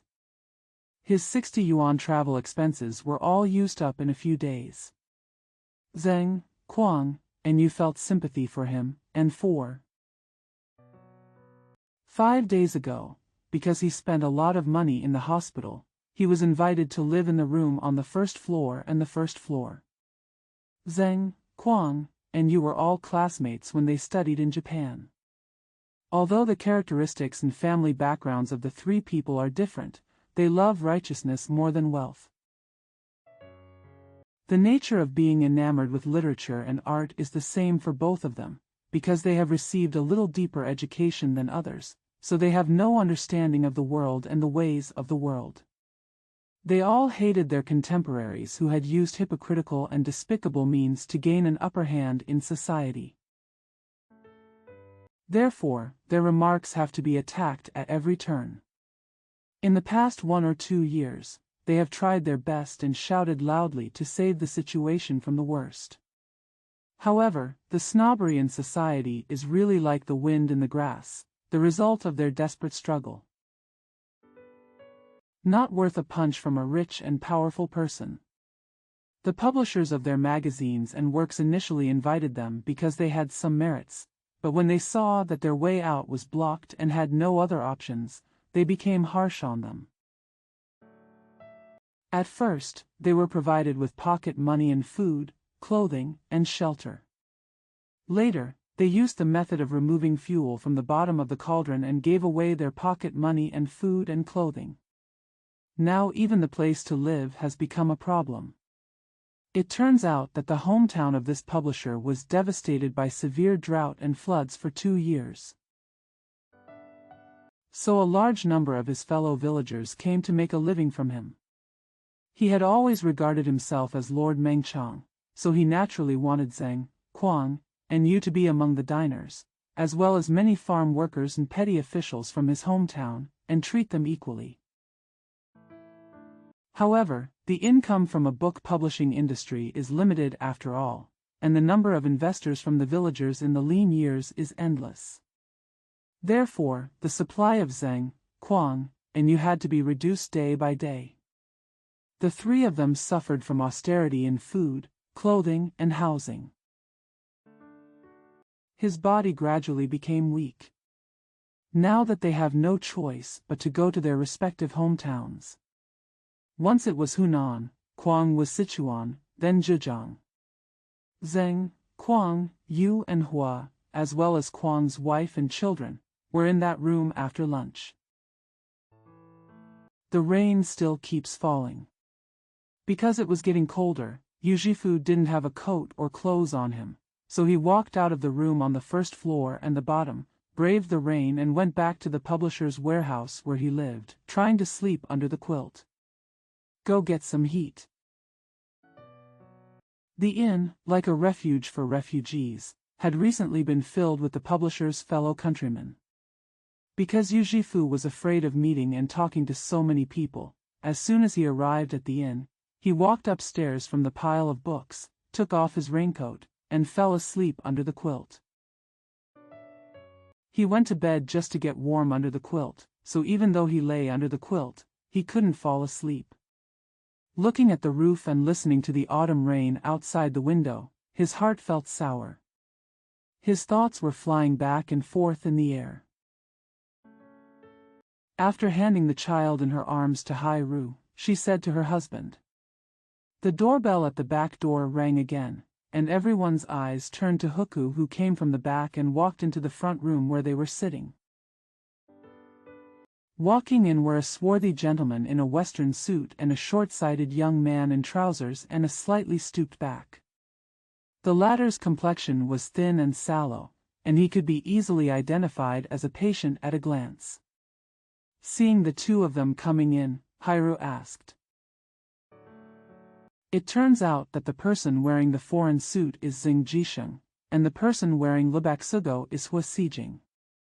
Hua Xijing left home and wanted to go to Japan, but he contracted an illness in Shanghai and spent all his travel expenses, so he stayed in a house with one floor that belonged to Xing Jisheng and Kuang Hairu. Now, Kuang and his wife were oppressed and had to leave, so Hua Xijing, who was living there, had to find another house to move. Although Yu Zhifu lived in another place, his residence was even more pitiful than that of Zheng and Kuang, and he was in the same situation as Zheng and Kuang. This time he was forced to go home to recuperate despite being seriously ill. In fact, he, Zheng and Kuang both felt indescribable grief and indignation. 2.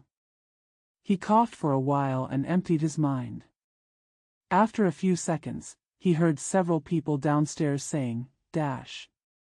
He heard this sentence.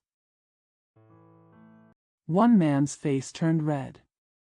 Several relatives of publishers who were talking downstairs seemed to think that he had not returned yet, so they confided in him. Unexpectedly, he happened to hear these whispers. He wanted to deceive others. Wanting to avoid this blatant insult, I had to pretend that I wasn't upstairs.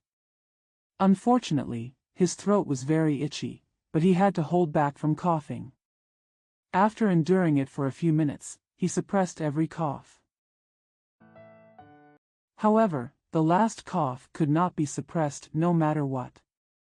Instead, it was like a water embankment bursting. His cough, which had been suppressed many times, suddenly came out. After he coughed heavily, his face turned red and his body felt tired. He lay there for a moment with his eyes open. He fell into a deep sleep. Ah! How happy it would be if he never woke up again after falling asleep this time. 4. They all replied at the same time. Yujifu held 2 children in his arms and raised his head and replied, dash. After the departure date has been decided. On the contrary, I want everyone to stay together for a few more days. Hostage, are you going to Beijing or going back to Zhejiang? Dad and Mother are going back to a place far, far away. Hairu. Hairu. Kwang. Kwang. No, where did he say he went? The one upstairs is located by Mr. Why aren't you leaving yet? With him gone, we will have more space. Ani, I have decided to go back to Zhejiang. Si Jing went out with Ji Sheng. If Ji Sheng hadn't come to your place, he would probably have gone looking for a house for Si Jing. Where have my fellow sufferers gone? My child raised in my hometown. It's time for you to grow older. My woman who lives in my in-laws' family, don't you hate me? Ah, I really don't want to go back to my hometown. But being mistreated and starving to death in Shanghai is not worth it. Found it. Found it. Did Ji Sheng go to your place? Ah. This rain is really annoying. When we set off, it's better to have a clear sky. You are no match for me, this road is very long. Poor Hairu, how do you support your son and wife? Poor Ji Sheng and Si Jing. You don't even have children or wives. Ah. I am the poor one who has both of you, but I am still myself. The whole family is in the autumn wind, and the clothes are not cut in September.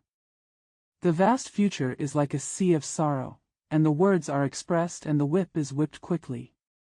Ah, Huang Zhongzi also had Bai Chufan at that time. Now not even half of Bai Chufan is gone. Today's love is not the same as it used to be. Don't throw away your efforts as a lyricist. I'll go teach. However, when teaching, you have to be despicable and dirty to form a party. I'll go pull the car. Ah, these hands. How can these hands, with only a layer of skin and bones left, be able to pull? Isn't it?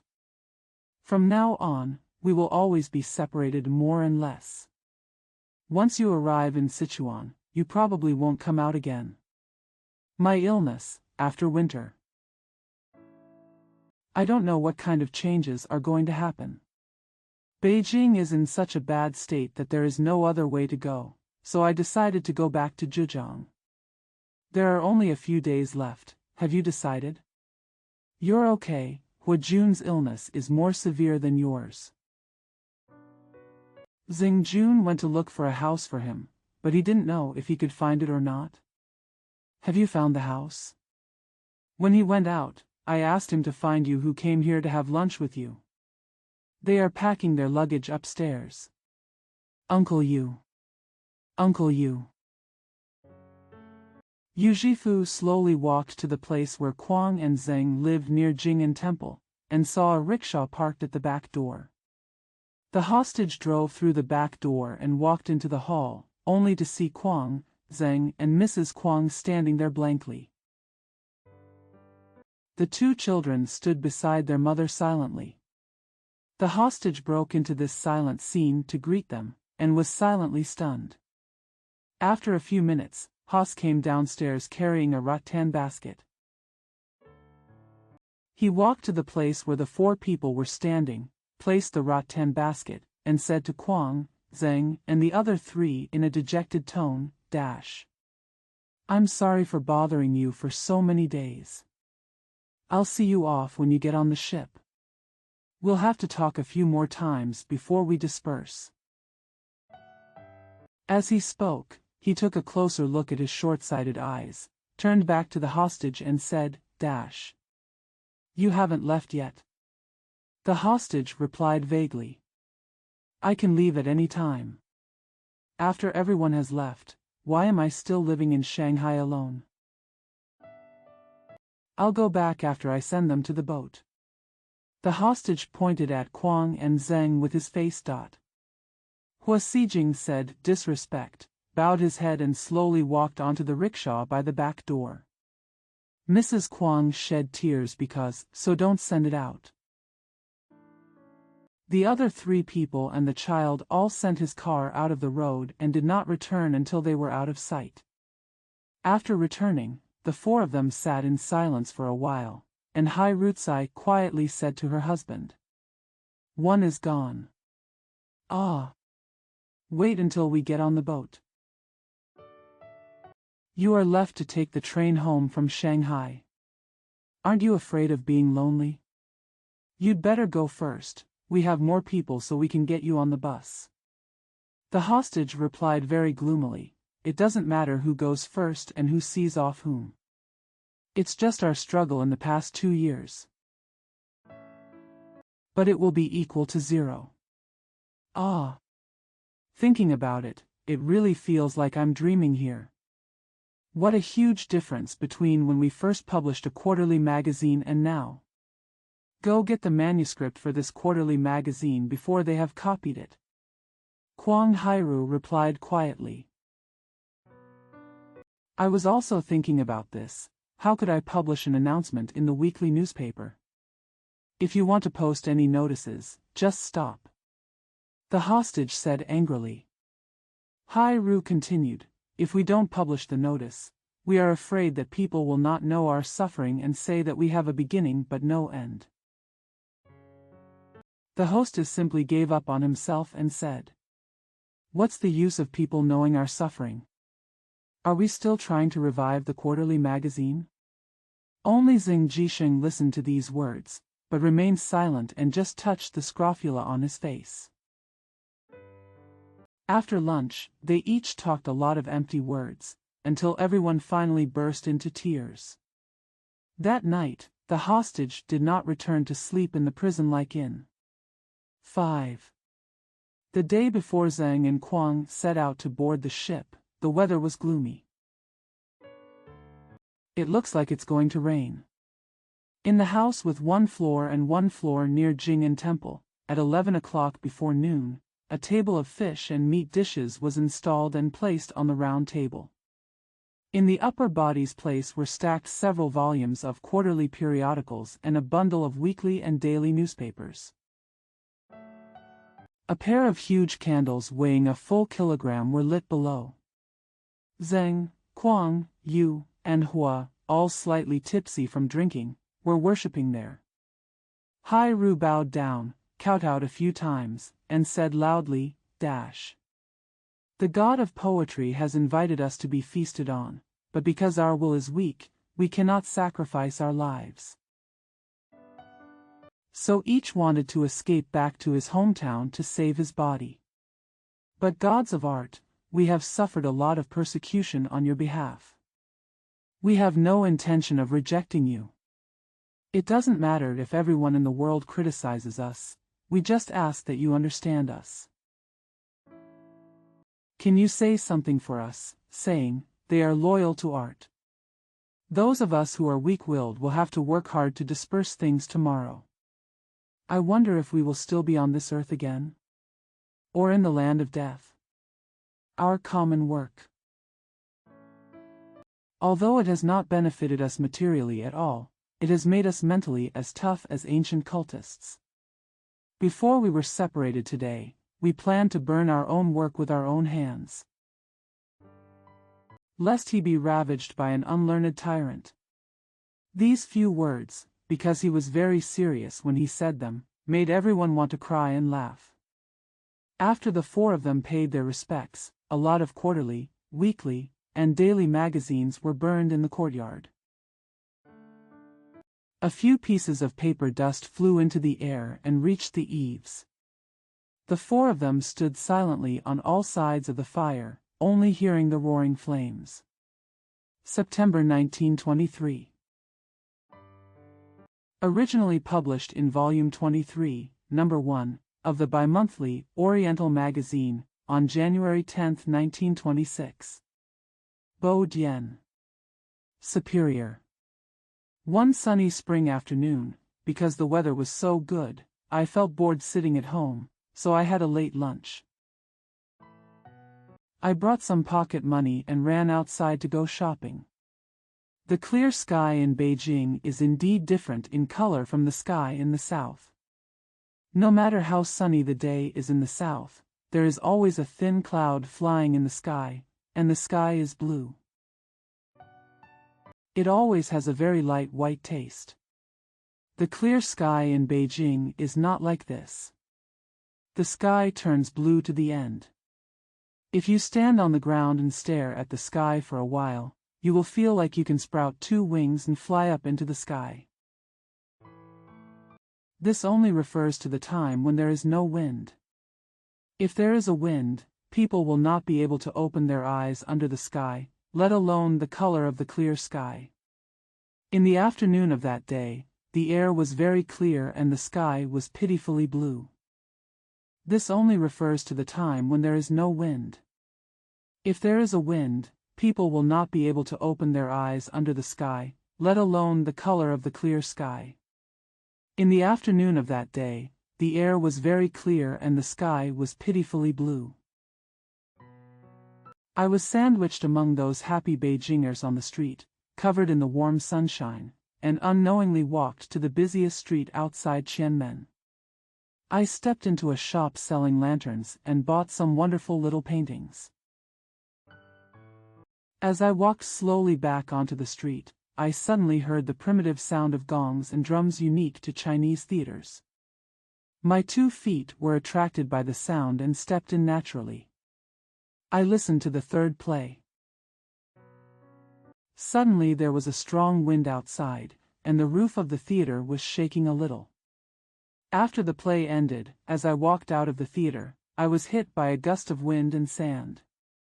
I closed my eyes for a moment and walked onto the street to hire a cab. The driver asked me for 76 cents. Refused to discount according to the rules. Although it was not yet dark at that time, because the wind and sand were flying in the sky, the heavy earth already showed the emergency scene before dusk. The lights in the stores were all on fire, and cars, carriages, and foreign cars were crowded together on the street. A kind of car bell ringing, and many noises coming from nowhere, all playing a chaotic symphony. Probably because the night banquet was approaching, the man in the car must be going to the banquet, and the woman in strange clothes must be there to accompany him. One was because of the strong wind. Secondly, because it was the busiest time of the day for people in Beijing, I couldn't hire a car and walked all the way to Tiananmen Street. For 2 reasons: it was common for the rickshaw driver to charge a high price, but I ran out of pocket money. There were only 40 or 50 coppers in the bag, so I couldn't comply with their request, so I made up my mind to go all the way to Shidong Archway and then hire a car to go home. After walking down the footpath beside the Xingyang Bridge, I was sprayed with dust by a southbound car. My determination was shaken again. I asked vaguely to a foreign car parked by the road, "Hey, 40 yuan, can you pull it in the alley of the patrol hall?" The driver actually nodded to me respectfully and said, "Dash." The 8-year-old child, seeing that I was getting angry, walked up to the door. A broken door was closed. As soon as Cadden sounded, the room suddenly became dark. His crying mother seemed to be alarmed by this change. She stopped crying for a moment and raised her eyes to look at her child and the child standing blankly not far from the door. I took this opportunity to persuade her. We talked like this all the way, and by the time he pulled me to the door of the apartment where I was staying, it was almost dark. After getting off the bus, I counted the coins to him, but he spoke kind words to me. He took out a dark hand towel to wipe the sweat from his head and body, while smiling and saying. After saying that, she cried again. After hearing this, I felt more and more uncomfortable. I stood there blankly for a moment, and had no choice but to put away the banknote and said to her, "Stop crying. He is my friend, that paper's foreign car. I will definitely buy it tomorrow and burn it at his grave with you." I felt embarrassed when he said this, so I should only give him 40 coppers. But at this time, I had to give him all the 48 coppers I had. He thanked me and pulled the empty cart towards his home in the west on the gray and black road. I watched him blankly for a while, but in my heart I was daydreaming about his family.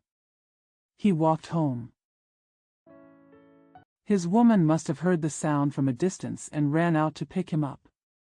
After taking out the coins from the car body and returning the car to the dealer, he returned to his room to get a basin of water to wash his hands and face, took a few puffs of cigarette, and then enjoyed a healthy night with his wife under the foreign lamp. Meal. If he is in the mood, he will probably drink 1 or 2 copper coins of bygone.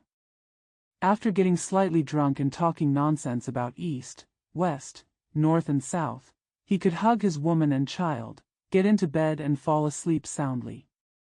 This kind of deep sleep is probably the only enjoyment for their working class.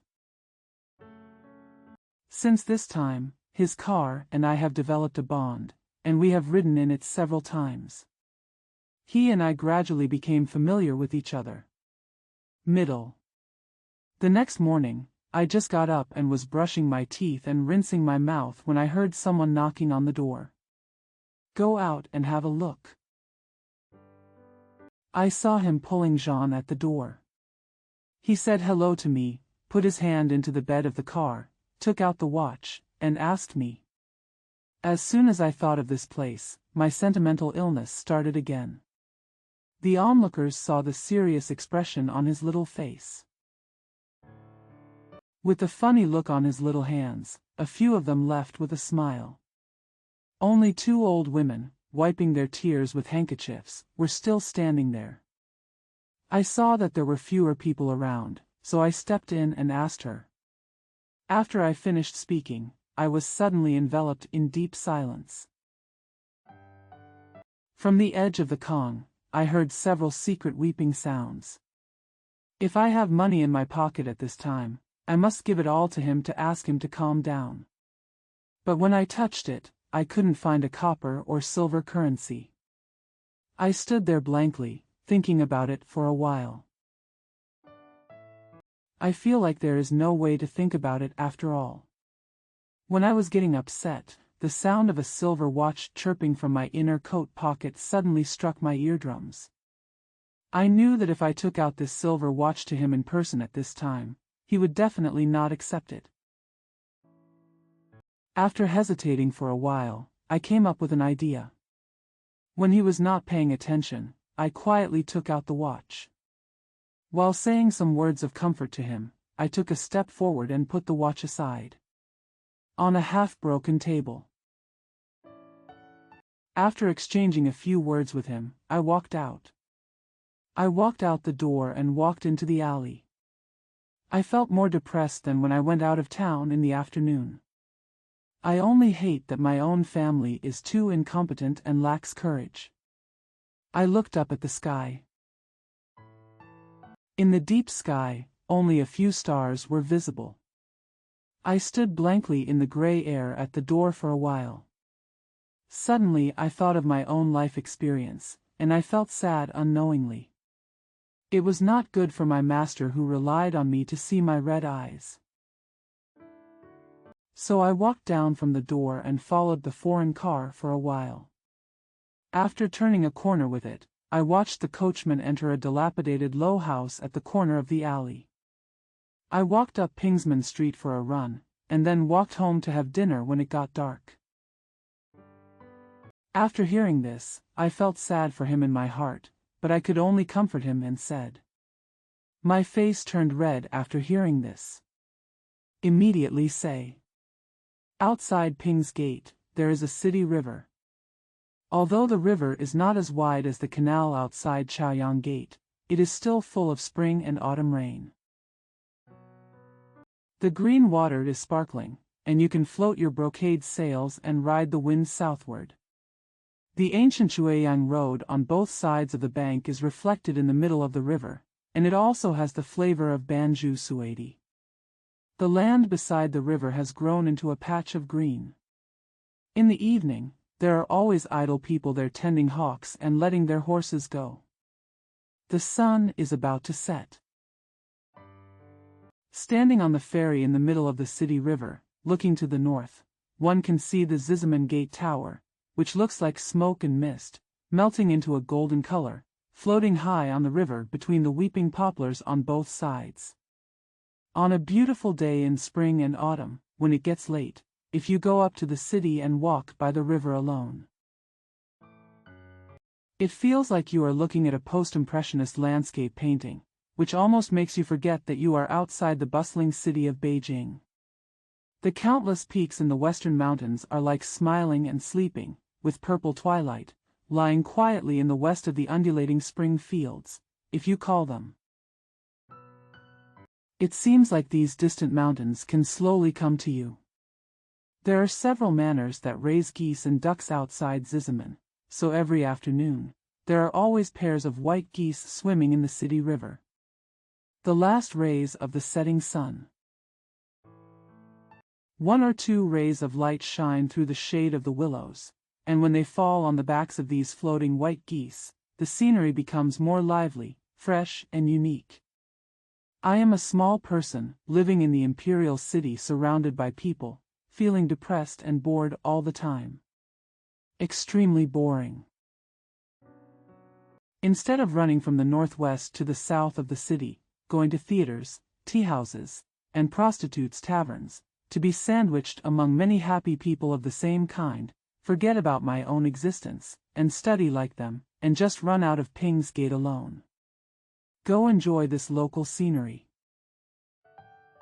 The tranquility of Yuchuan Mountain and the profundity of Dezhu Temple do not have no magic power for me, but as I am poor 359 days a year, I have no money left to appreciate their noble and beautiful scenery. One afternoon in mid-May, I felt a sense of sadness and anger again for no reason. I wanted to go to the happy place in the south of the city to find some comfort, but I didn't even have a few fares in my bag, so I had to walk out of Ping's Gate and sit in the shade of the willows, breathing in the refreshing air of the western mountains as much as possible. I watched the color of the western sky change from rich blue to lavender. Suddenly, the surrounding sky was dyed deep red again. The roof of the French church and the tops of many green trees in the distance reflected a burst of red ochre afterglow. Then the air became clear and solemn. An object within my field of vision that calls my attention. Nothing left. The surrounding objects gradually became scattered, and I also felt a kind of sadness at sunset. I shed a few tears unconsciously, and slowly, really slowly, as if I was parading in a dream, I walked home. Enter Pingsman and turn south. It is Nanshanqing Street. The first alley east of Nanshanqing Street is Patrol Hall Alley. I walked to the west entrance of the alley, and when I was about to enter the alley, several loud noises suddenly came from a broken house at the corner. This voice sounds very familiar to me. After a little effort and reflection, I immediately remembered the lanky, dark-faced coachman who often pulled me up to the south of the city. I stood and listened quietly for a while, and it sounded like he was quarreling with someone. I have ridden in his car many times. He has a good temper, so I felt strange when I heard him quarreling with others. He looked like he was in his 50s, but he said he was only 42 years old. He is usually very taciturn, but when you talk to him, but he always comes to answer you with a sentence or two. He was originally very tall, but whether it was due to social oppression or an innate disease, his back was curved and he did not appear to be very tall. There was an expression typical of a cautious worker on his face. I can't describe it. He seems to be meditating on what his existence of being abused by society should be like, and it seems that in this silent suffering, he is expressing his infinite resistance and constant struggle. In short, his silent and patient attitude makes people feel infinite emotion when they see him. Besides, my social status is almost the same as his, and I have suffered worse abuse than him. I usually ride in his car and talk to him. I always feel a kind of depression and injustice that comes over my heart, and he has nowhere to vent this depression and injustice, and I have nowhere to vent it, so I have to suffer silently. Even if I can't bear it, at most, it can only roar to the sky. One day I got drunk outside the front door, went to an acquaintance's house, slept in my clothes for half the night, and when I woke up, it was already the last quarter of the moon. I hired a car from Hanjiaten to Shidon Archway, and when I was changing cars at Shidon Archway, I met him again. I woke up in the middle of the night and was slowly dragged home from the long street, which was gray and dead, except for 1 or 2 cars flying by and stirring up a cloud of dust. This sad mood was enough for me to bear, and now I met him again. Along the way, I heard many unbearable words from him. He said that it's really hard to survive these days. He said that the price of foreign cars has increased by 1 or 2 coppers, while coal, rice, oil, and salt have all doubled. He said that the owners of foreign car rentals are really picky and have a bent bone. If a small nail is missing, you will have to pay a lot of money. He said that he was pulling rickshaws all day long, and the few dollars he brought in were not enough to pay for the renters of the foreign rickshaws, not to mention when the belts were torn and the bows were bent. He said that his woman didn't know how to run the house and was always spending money in vain. He said that his eldest child is 8 years old and his second child is 3 years old. I sat in the car silently, looking at the pale stars and moon in the sky, passing through several gray and silent narrow alleys, listening carefully to his words one by one, and feeling these pains. None of his suffering is his alone. I really wanted to jump out of the car, hug him and cry, but the bamboo cloth gown I was wearing and the ropes of education coiled in my mind tied up my sincere emotions. Since that night, I was afraid of meeting him, so I didn't see him for more than half a month. At dusk that day, I was walking home from Pingsman. When I heard the sound of him making noise with others, I felt a sense of self-blame in my heart. It seemed that he should not avoid this poor friend for half a month. I listened quietly for a while and realized that his noisy opponent was his woman. For a moment, my mood was aroused by his tragic voice, and I didn't even wait to think about it. He stepped into the dilapidated house where he lived. There was only one hut on his floor, and half of the hut was occupied by a big Kong. Although the sky was not very dark outside, inside his small house, it was already so dark that it was impossible to distinguish objects. He put one hand in his waist and pointed with the other to a woman huddled on the Kong. She was sitting there, cursing several times. 2 children crawled inside the Kong. When I entered, I saw only his standing back. Neither his women nor his children can see it. After I greeted him, I looked where he was pointing and saw a woman. After standing still for a while, my eyes were used to being in the dark and I saw his two children again and again. I went in and called him. When asked why he was so angry, he pointed at the woman on the edge of the Kong and said. She started crying again after saying this. I had no choice but to take out my wallet from my bag, took out a $5 bill and handed it to her and said, Dash. She heard this. He stopped crying again and said to me with sobs. After hearing this, she sobbed and said intermittently. She raised her swollen eyes, glanced at me, nodded, and fell down again, crying sadly. I want to tell her not to cry. But looking at her condition, I thought it was impossible, so I had to stand silently, my eyes seeing her thin shoulders twitching together. I stood like this quietly for 3 to 5 minutes, and suddenly many people crowded outside the door to look at me. I felt impatient with them, so I took a step forward and said to them. After the summer solstice, it rained in Beijing for more than half a month.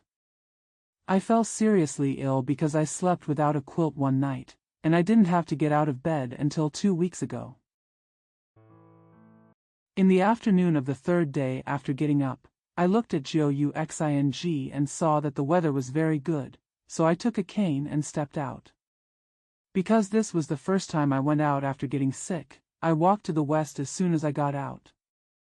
I still wanted to have a leisurely stroll by the river outside Ping's Gate, which I usually love.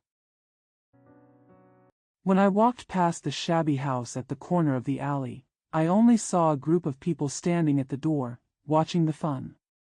Someone in the room was sobbing softly. I thought the cart driver was quarreling with his woman again, so I walked over to watch the fun. On the other hand, I was secretly thinking. I got into the car and was pulled northward by him. The wind and sand were so strong that they couldn't hit my face. I knew that the wind was blowing from the south at that time. I don't ride in a foreign car, but when I do, I always like to chat with the driver. I want to use my words to ease the pain of his labor, because when we usually walk, it would be less strenuous if we have a friend chatting with us. Based on my own experience, I always practice shallow socialism while sitting high in the car. While talking to my compatriots who were running like oxen and horses in front of me, I started to talk without end. On this day, I didn't want to speak, but looking at his curved back and hearing his rapid breathing, I finally felt uncomfortable, so I said to him softly, Dash. Because at that time, the money sent by my family for my medical expenses had not been used up, and there were still a few 5-yuan bills hidden in my wallet. I stepped in and took a look. There was no sign of the cart in the shabby house. Only his woman was sitting on the edge of the Kong, crying. A smaller child sat on the ground at his mother's feet, also crying with her. After watching it for a while, I finally couldn't figure out why she was crying. Some of the people standing with me were sighing. Some people also took out handkerchiefs to wipe their tears and said, What a pity, what a pity. I asked a middle-aged woman standing next to me and found out that her man had been in Ningxia a few days ago. Drowned in the flood. After she died, she still didn't know. It wasn't until the evening of the next day that the companion pulling the cart recognized his appearance and ran back to tell her. After receiving the letter, she and her 2 sons walked to the corpse field on the south side of Nanheng Street in the rain and cried for a while. Later, she committed suicide by jumping into a nearby pool. After her son called for help, the nearby residents spent a lot of effort to rescue her. One day later, a philanthropist from that place paid for the burial of her man. He also gave her 30 caddies of face notes and 80 coins to send her back. After she came back, she just cried day and night. She had been crying for several days. After hearing this news and seeing this scene, I just felt uncomfortable. The same 2 months ago, I came back from the front door in the middle of the night. Sitting in her man's car and listening to his story, she felt that these situations were definitely not hers alone. I suddenly thought of my poor woman, and then of my children who were as old as the crying child on the ground. I also felt that my eyes were getting hot and itchy. I was feeling uncomfortable when suddenly an 8 or 9-year-old child squeezed through the crowd and ran in barefoot and bare-chested. He took a few coppers in his little hand and tiptoed to her. After saying a few words to the 2 children, I opened the door and walked out. I have never organized a funeral, so I searched here and there, but I couldn't find a clothing store to order the paper car. Later, he found a house near the 4th archway and paid him. I want him to buy a car for me as soon as possible.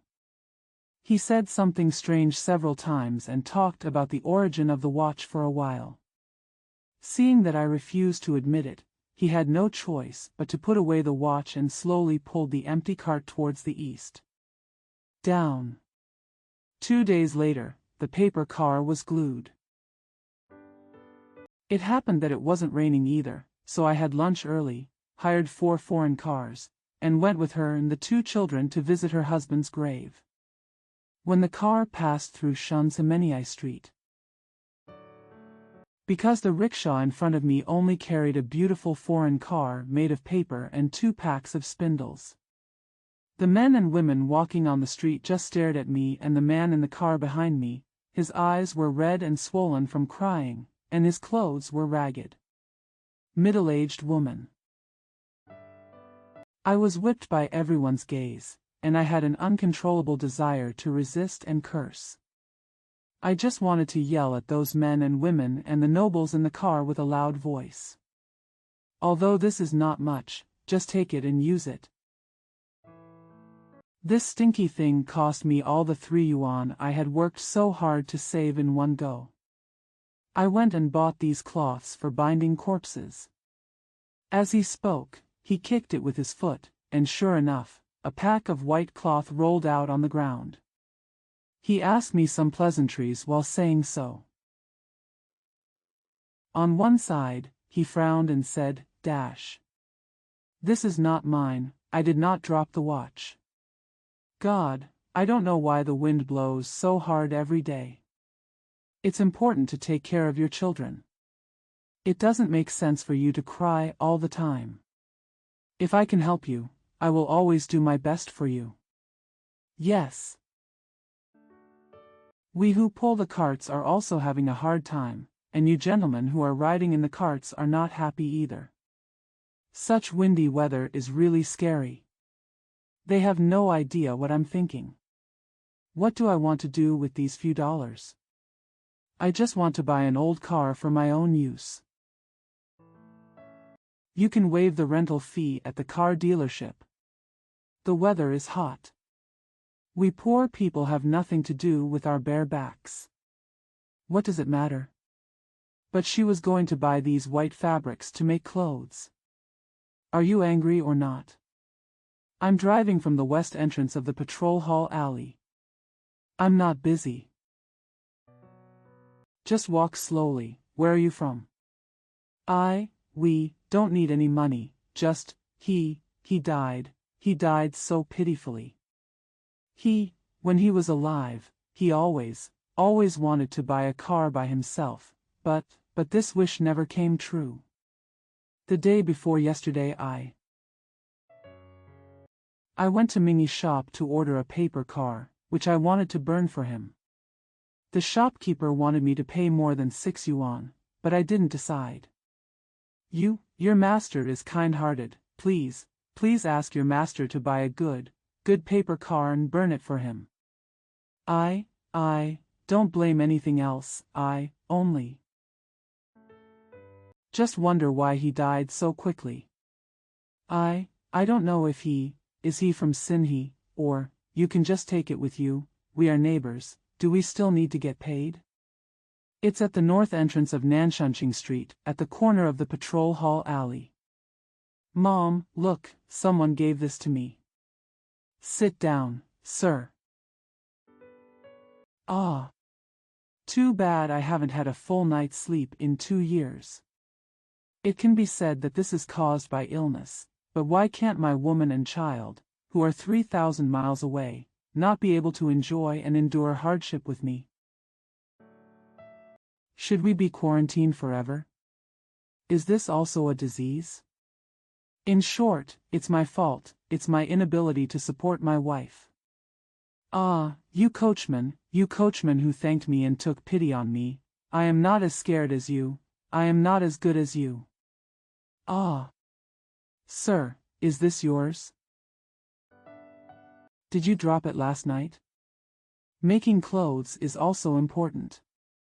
It is very easy to save a few dollars.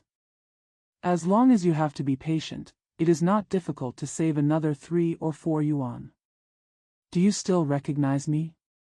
Where do you live? What fun are you watching? People are crying here after they die, what do you see? If they quarrel over money again today, I can solve their problem. Pigs and dogs. Brute. What are you looking at? My friends, this poor cart puller was forced to death because of you. What else are you watching? Written in Beijing on August 14, 1924. Originally published in Pacific, Volume 4, Issue 9, December 5, 1924. The 3rd day of November. 1. Because the period of living with my own woman was very short. So every time when my mood changes or fluctuates, the first thing that comes to my mind is her. Although there are times when I think of other people's women, it's usually when I'm in the mood for wine, or when I've had enough sleep and dreams, and it's hard to let go of my sadness. When I feel as lonely as a rotten nail in a coffin, the first thing I think of is my own woman, the one I cannot love but have to love. It's the same today. Such weather, such windy weather.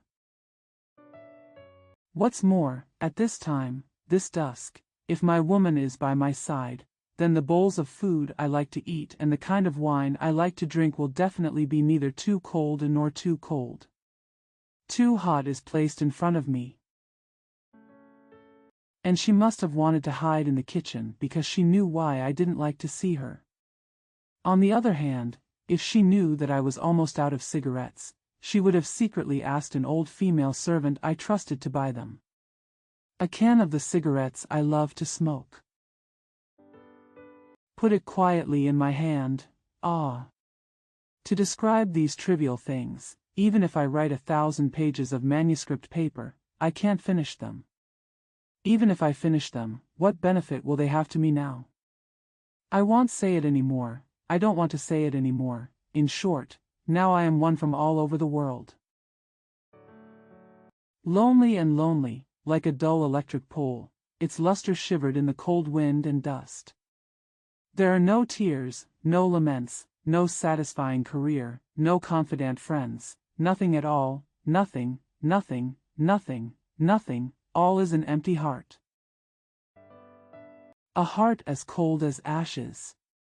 The thunder of gongs and drums, the harmonious tune of the harp strings, the crisp and bright sounds of flesh, and the intoxicating air unique to a happy place all around. Everything in this theater that usually has a hypnotic power on me is no longer possible today. My sensibility completely faded. There are really no words to describe the desolation I felt at that time. At that time, it was not even a month since I arrived in Beijing. One day, I didn't sleep all night because of depression. Like the long night of the year. I watched the ticking of the clock and saw the lights outside the window getting brighter one by one, and a few very light birds and magpies sounded. I didn't wait for the people at home to get up, so I quietly opened the door and ran to the street. There was thick frost and snow on the road. There was a thin layer of ice everywhere. After exhaling, there was a white mist in front of him, and his ears and the tip of his nose seemed to be pricked randomly by many fine needles. Pingsman Street was paved with only a weak ray of sunshine, and the shops on both sides were not open yet. There were no pedestrians, carriages or horses coming and going. Far, far away, there is a person walking there, but is he coming this way or going that way? But can't see it. Because the depression from last night was still lingering in my chest, I wanted to go out. I wanted to cry in a place where no one could hear or see me, so I walked west towards Ping's Gate. Several shops outside the city were not up yet, and I only encountered a few unicycles on the frozen road. Turn south from the national highway outside the city and it won't be far. I found that my home was already in the rugged yellow sand field. In front and behind the field, there are piles of barren graves. In the middle of the Shaw tin of the cemetery, there are several tree trunks with fallen leaves, where they receive the morning sun. Thick frost on the ground. Each grain reflects the sunlight, and some of them emit a strange brilliance. A few tune trees have not yet shed all their leaves, and they are constantly taking off their diseased leaves. In the silence of the morning, the faint sound of these fallen leaves sounds like the earth is sighing. In these natural wild scenes, I turned my back on the rising sun and turned towards the winding path to the southwest, running around and around. A piece of blue sky bends over my head, as if there is blessing, but also seems to be there to laugh. I, so withered and lonely, should logically turn into a fossil. I suddenly block out all emotions, but sometimes I become very sentimental just like ordinary people, just like me a few years ago. 2. Since that day, last winter there was wind, sand and light snow every day. Although I wanted to go out of the city many times to find the woman I didn't know, I finally didn't have the chance to do it. Sitting alone in a foreign car, running north among the crowds of people, my old habit of introspection started to show up again. When the foreign car approached the Shisi archway, the wind and sand gradually became stronger, and the sun's rays also changed color. The layer of yellow dust and clouds that can be seen in the sky after lunch is probably about to come true. But it doesn't matter if it's windy or rainy. I still felt like this and ran home with a depressed heart. I was not willing to give in. I had better go out of Pingsman and go to Hong Mega to find out about the girl. 7. Sitting at home, even more bored, I finished the phone call. I ran out to find a place to be happy. However, in my spiritual eyes, I have put on yellow-gray glasses. Where can I see that there is nothing in the world that is not yellow-gray? It's the beginning of spring this year. It was also a day with clear clouds and clear wind. The trees had just turned a little green, but the leaves had not yet grown, and it still looked like a late autumn scene. Because of some trivial matter, I had to go see a friend at the University of Agricultural Sciences. At around 10 o'clock in the morning, I hired a donkey from Ping's Gate. After walking for less than 20 minutes, the donkey driver made me leave the westbound road and fork into a southwest path. The sun was already high at this time, and I felt that the sheepskin robe on my body was getting a little warm, so I asked the driver to hold the donkey, and I wanted to get off the donkey and take off some clothes. The donkey driver pointed forward and said. I lay on the bed, looked at the calendar, and remembered this novel. At the same time, I remembered my birthday on the 3rd day of November. Needless to say, at this time, I was even more depressed and bored than the protagonist of the novel. 3. I was fascinated by her and couldn't walk away after I stopped. I watched her take a small bucket of water home from the derrick. I remember that when she was about to enter the door, she turned to look at me again, and her face seemed to be a little red. after she disappeared from the door. I stood there in the morning sun for a long time, because a farmer came from the west, so I turned around and walked to the derrick just now, climbed up the high bank from the roadside, and lowered the bucket she had just used into the well. I looked into the well. At first glance, it seemed as if I saw her face reflected in the well. When I looked carefully, I realized it was a circle of bright blue sky. After I drew water from the well and rinsed my mouth, I took out the handkerchief in my bag and wiped my eyelids. Even though it was well water, I felt very cold. After the farmer from the west passed under the high bank, I slowly walked towards the door of her room. There was a wall of light standing inside the door, so I couldn't see what was going on inside. This house faces south and goes north along the east wall. There are 2 glass windows on the wall.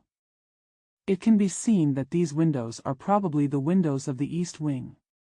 They are very bright, clean, and elegant. By this time the sun had risen a little higher, and I saw the shadow of my own house, mixed with the shadows of many trees in the sparse forest, also reflected on the wall. Suddenly there was a sound of tame pigeons flying in the air, and I was freed from my dream, and slowly walked back to the main road from a sloping path behind the house. What time did I go home that day, and where did I go from there to wait for things? I can't remember it now. 8. I was walking forward, and suddenly I saw a few elegant houses with white walls and tiles in front of me. In front and behind these uneven tile houses, there are many unknown dry trees, painted horizontally in the air. These houses are forested and have broken shores and sand dunes. They are all stained by the rising sun, and are arranged vertically and horizontally, with nothing out of place, as if they were the work of a famous painter. I walked along the way to the front of these tiled houses. On the high bank beside the road, I suddenly found a derrick that could not be seen in the distance. Standing next to the derrick was a woman drawing water. She was a 15 or 16-year-old woman. Although her clothes were not as gorgeous as those of the upper-class women in the city, she was still very neat and fashionable. When I walked to her side at the foot of the high bank, I couldn't help but raise my head to look at her until I had passed 5 or 6 steps. He stopped just now and looked back carefully. Ah!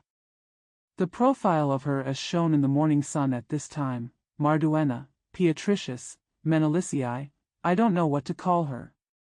A pair of eyes with very dark pupils and lots of hair. Watch the bucket there. Maybe it was because I suddenly stopped after hearing that. This pair of big black eyes turned back to look at me. Although the flesh color is very fine and white, her kind of fine white. It's not like the woman in the fireworks in the city, who doesn't look sick at all. And that bridge of nose. I guess the word Greek refers to this type of bridge of the nose, right?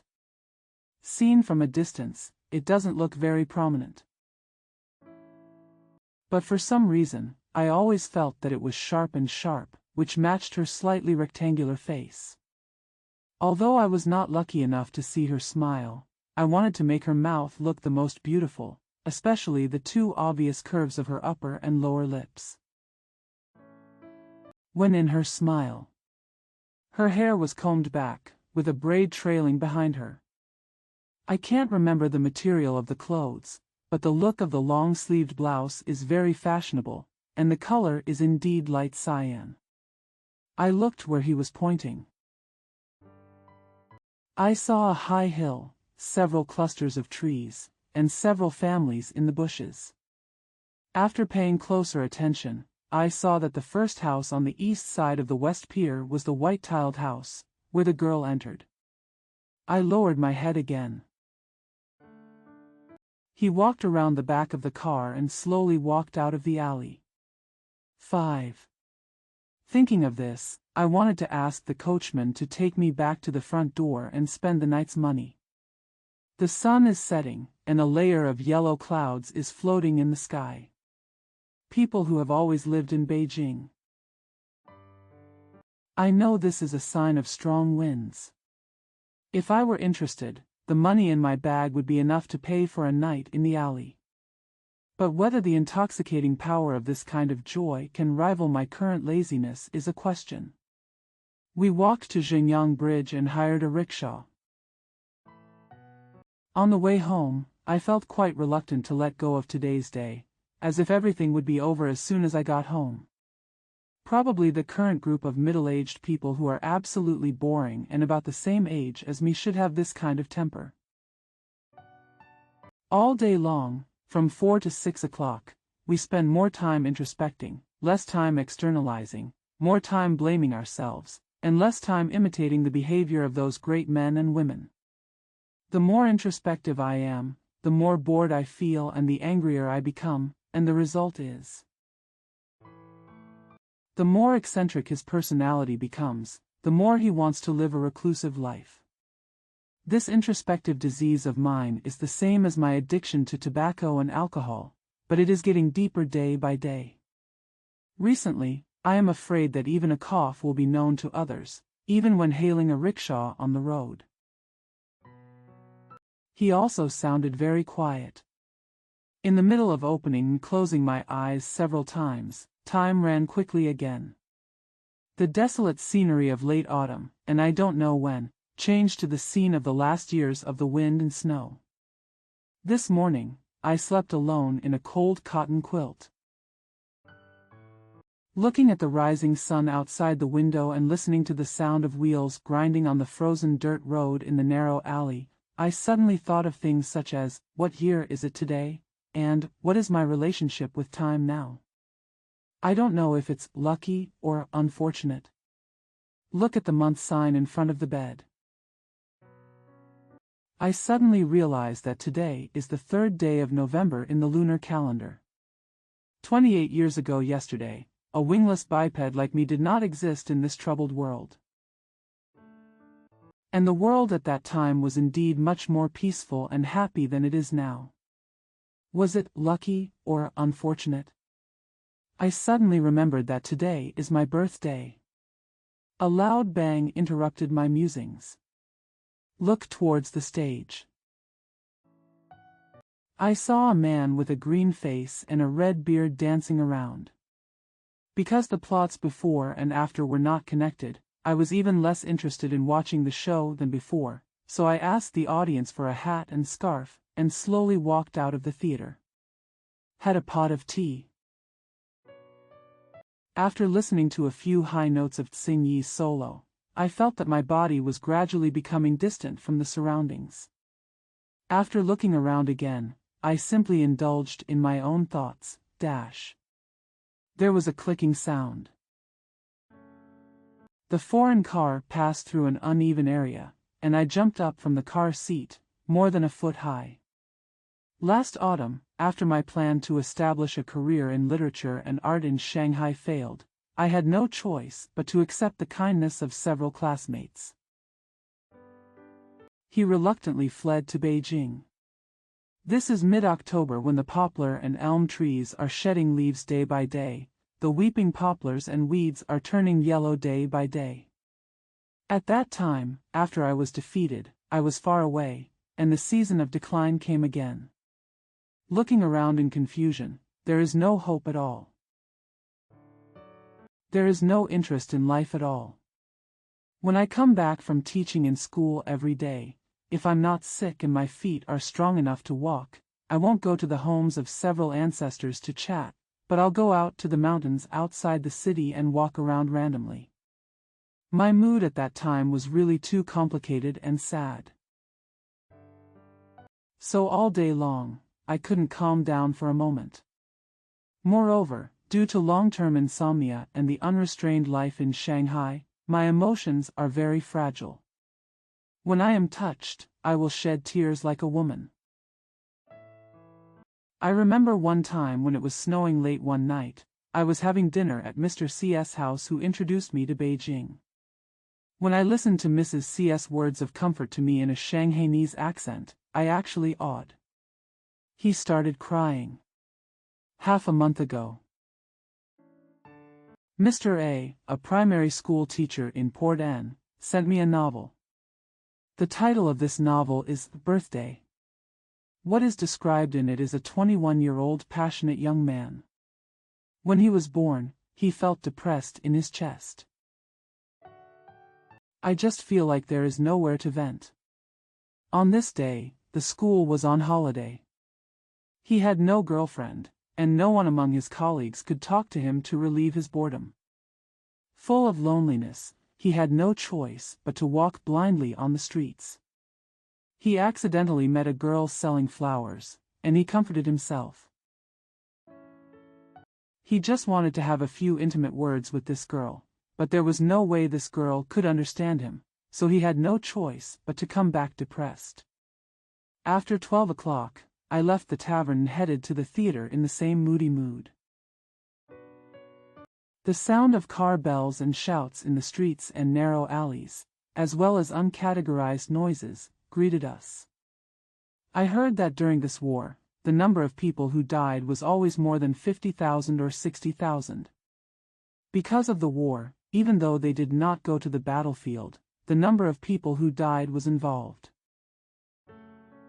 There are thousands of them, but outside the front door, under the sun, in the cool breeze and in the dust, there are still so many yellow people coming and going.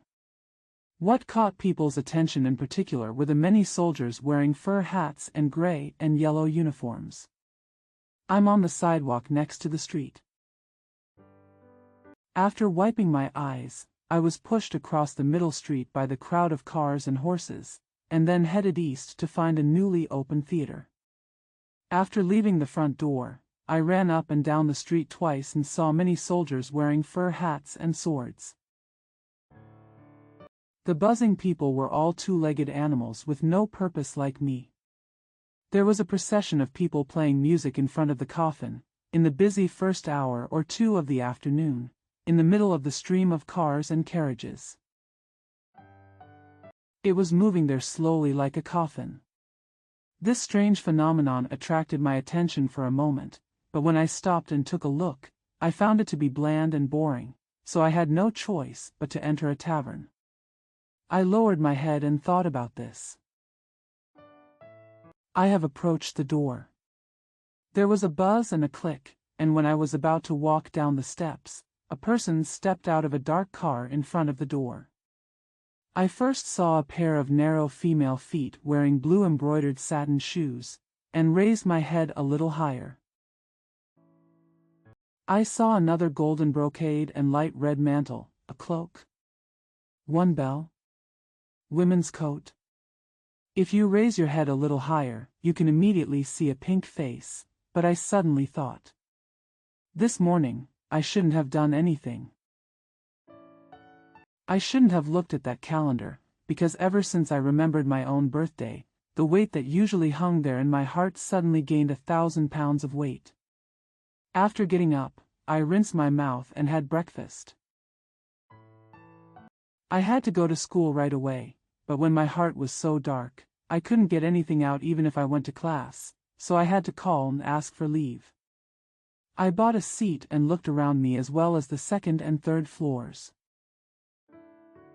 The men and women were tightly packed together, and the colorful embroidered satin fur made it difficult for me to tell which piece was human flesh and which piece was the material of clothing.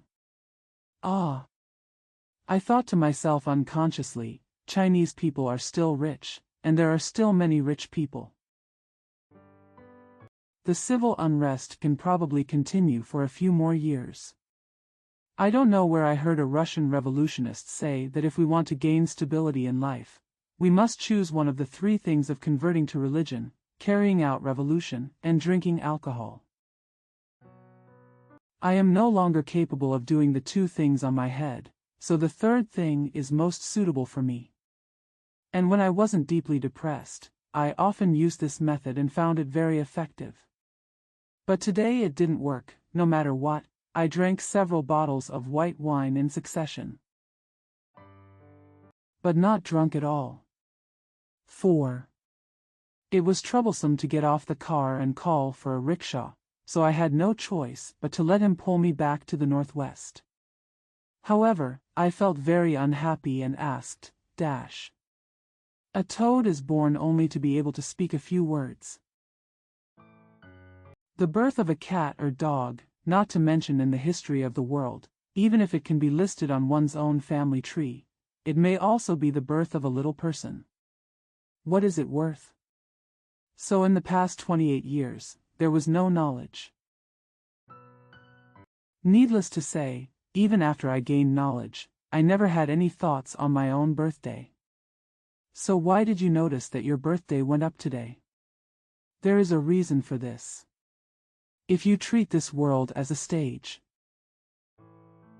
then these pedestrians coming and going are all pretending to be Yumeng, and this half-dead and half-alive me must be a puppet on the stage.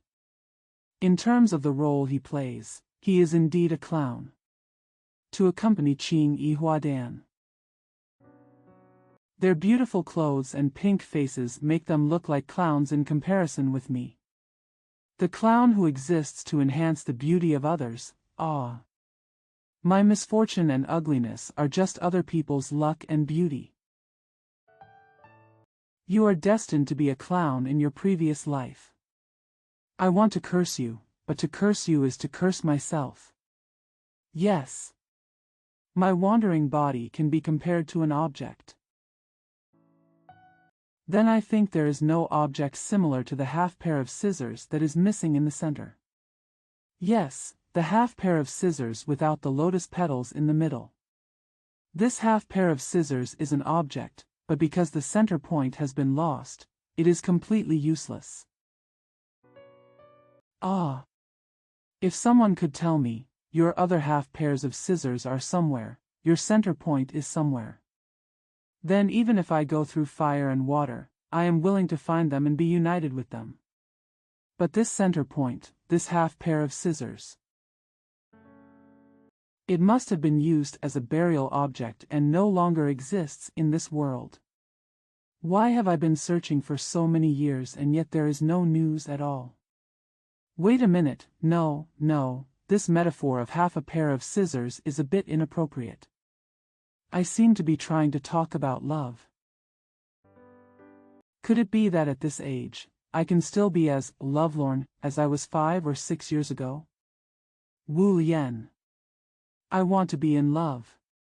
Barking? I can't, my family is old and useless, and I am Ping Zemenlier's car. The surname is Song. Oh, is this place called Hongmega? Oh. Here comes another live pig for retail sale. Hey, today is my birthday. Most of the day has passed. I have finally been to places where there is a possibility of making me happy. At this moment, I still hold an empty hole in my chest. A heart like dust. Oh. Is there anywhere else I can go? Hello. I said, where are you from? Ah. There are many middle-aged men and women here. If these people said that all of them are happy, I would not believe it. There are probably people like me out there. They can't find comfort in life, so they come here. The smile on the face, the forced flattery, where is the true confession? Judging from my appearance, who can tell that I am the most unfortunate and lonely human being? If we talk about clothes, then my cotton robe cannot show my financial constraints. I'll look for it slowly. Find someone like me in this bustling place. Ah.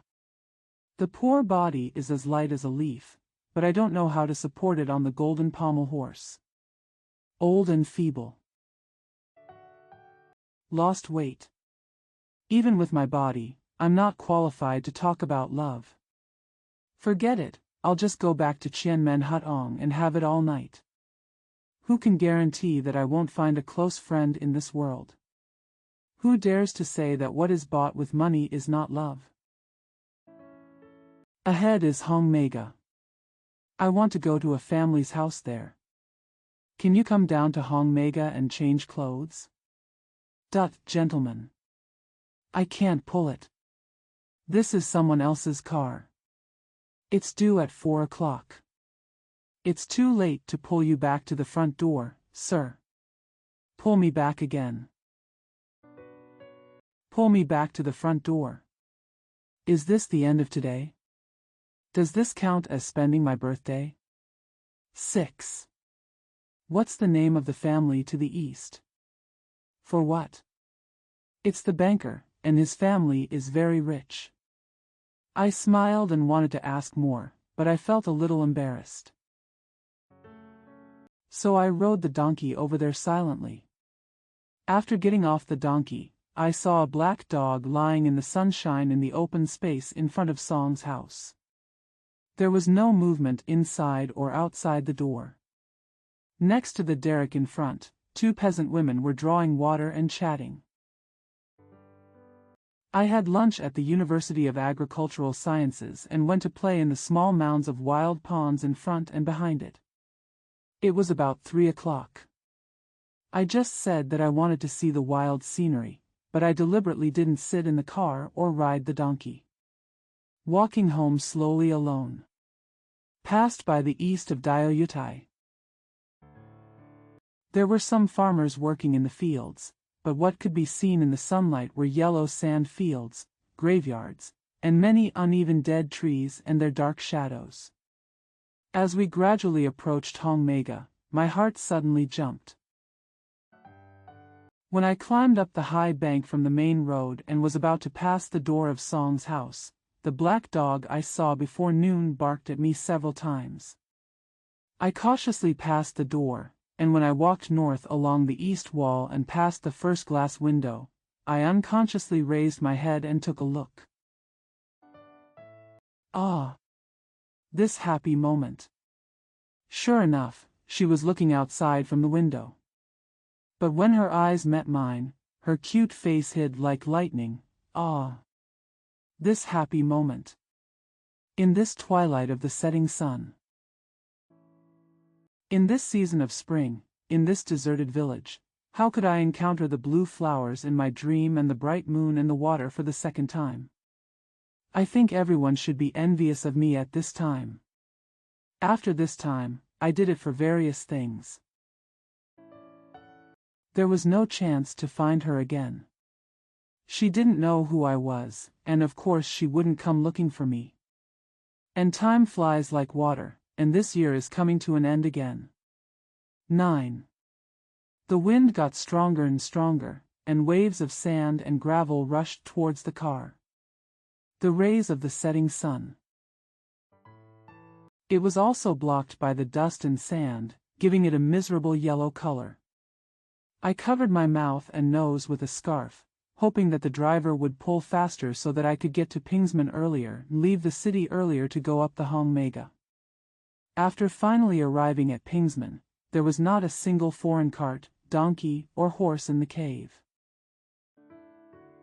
There were violent roars in the air, one after another. The flying sand and stones, the scarcity of pedestrians, the pale yellow color of the sky and the earth, and the blurry pedestrians on the city outline can be seen in the pale yellow color, as if the end of the world has arrived. I reluctantly left the city gate. While dueling with the strong wind, he took a few steps towards the west. When I walked to Qinghao Bridge, I felt that my visit to Hongmega would never be possible. Unknowingly, I screamed several times to the west in the strong wind, and a lot of sand and gravel flew into my mouth and eyes.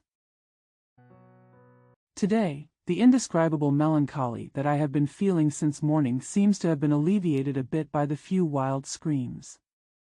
I stood there for a while on the bridge, wanting to advance but not wanting to retreat, and I felt that I couldn't turn back home like this.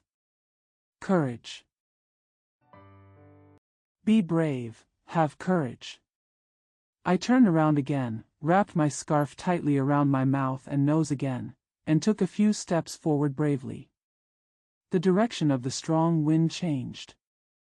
It was originally blowing from the northwest, and now it became a west wind, rushing towards my face.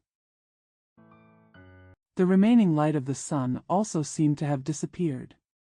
The air outside the city, which was originally mixed with yellow sand, turned dark step by step. When I walked past the railway track of the Jingshui Road branch line, it was so late in the rush of winter. Inside the sparse houses on both sides, there are also one or two places where lights have been lit. The howling wind above my head, the dark world around me, the long street outside the city with not many pedestrians, and my lonely body all merged together. I seemed to be walking in hell. Several loaded carriages came from behind, and every time the wheels turned, a dull sound came from the ground. Every time I hear such a muffled sound, my chest trembles. When the car approached me, I seemed to be lying on the ground, being beaten by these carriages and horses. After the truck passed by, it became completely dark. I walked slowly against the wind for a few hundred steps, and felt that the wind suddenly decreased. Open your eyes and take a look. In the dark sky, there are actually a few stars shaking there. I stood still, opened the scarf on my mouth and nose, took out a handkerchief, and wiped the dust and snot from my face. I felt that the situation around me suddenly changed. There is no trace of the yellow sand in the sky. In the vast sky, at the southwest corner, there is also a crescent moon hanging there like fingernail marks. However, the aftermath of the strong wind is still there, and the cold wind is still blowing with a few minutes interval in between. A gust of wind like this makes the leaves rustle in the darkness. There was also a layer of white dust in front of me, but the cold wind and the dust were not as scary as they had been a few quarters of an hour ago. 10. When I reached the Jiudao Temple and turned into the southbound path, I saw it in the distance on my left hand. Suddenly there was a sound of train wheels and whistle. Then came another gust of wind, and the trees shook again, and there was another sound of falling leaves. This time, after the sound of wind and wheels, the earth was completely silent, and there was no living thing around. On the uneven road, the only sound left was my gentle footsteps.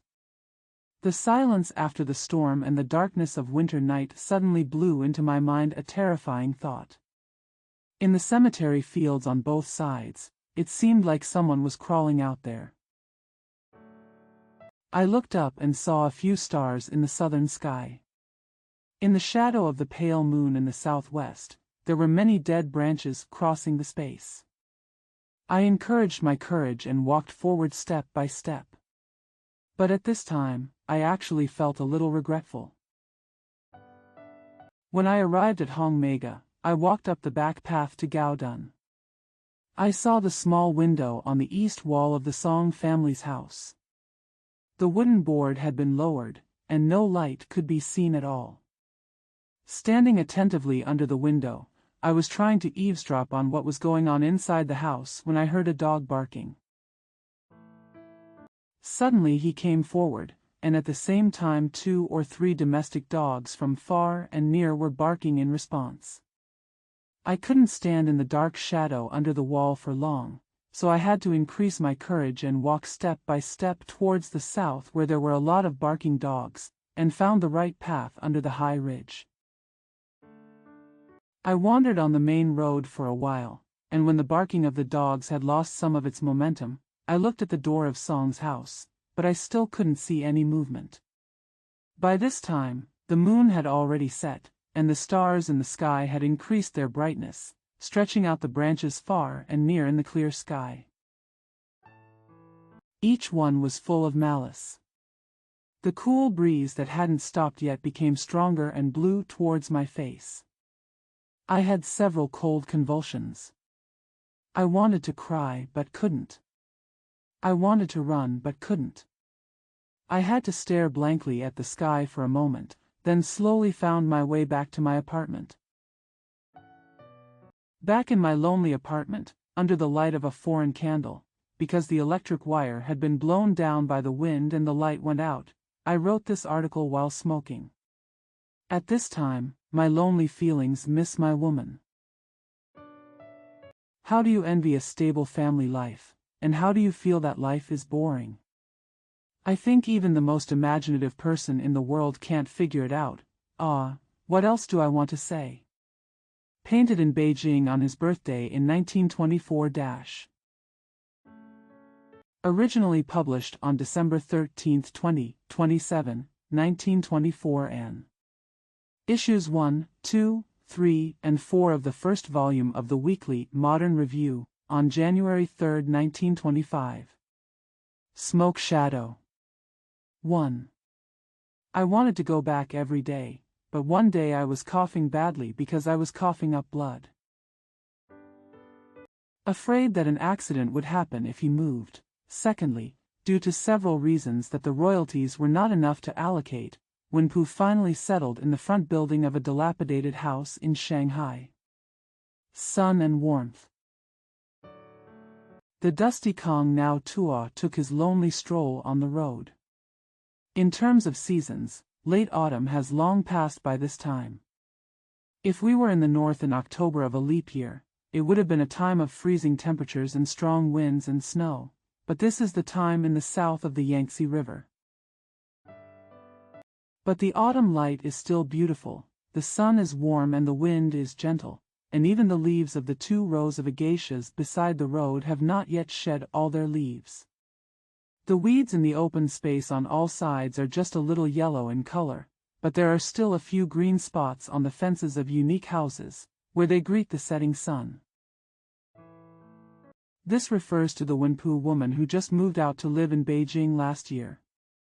The 2 sisters-in-law have been separated for almost a year since they disappeared last year. Wenpu was suddenly shocked when he heard his sister-in-law's question. Because he has been expelled from XX University. After escaping to Shanghai, it had been more than 2 months since he had received a letter from his woman. He thought about the expenses of his family in Beijing and the fact that he had no money to send back for a long time, and a miserable expression appeared on his face. Fortunately, his sister-in-law was in the kitchen.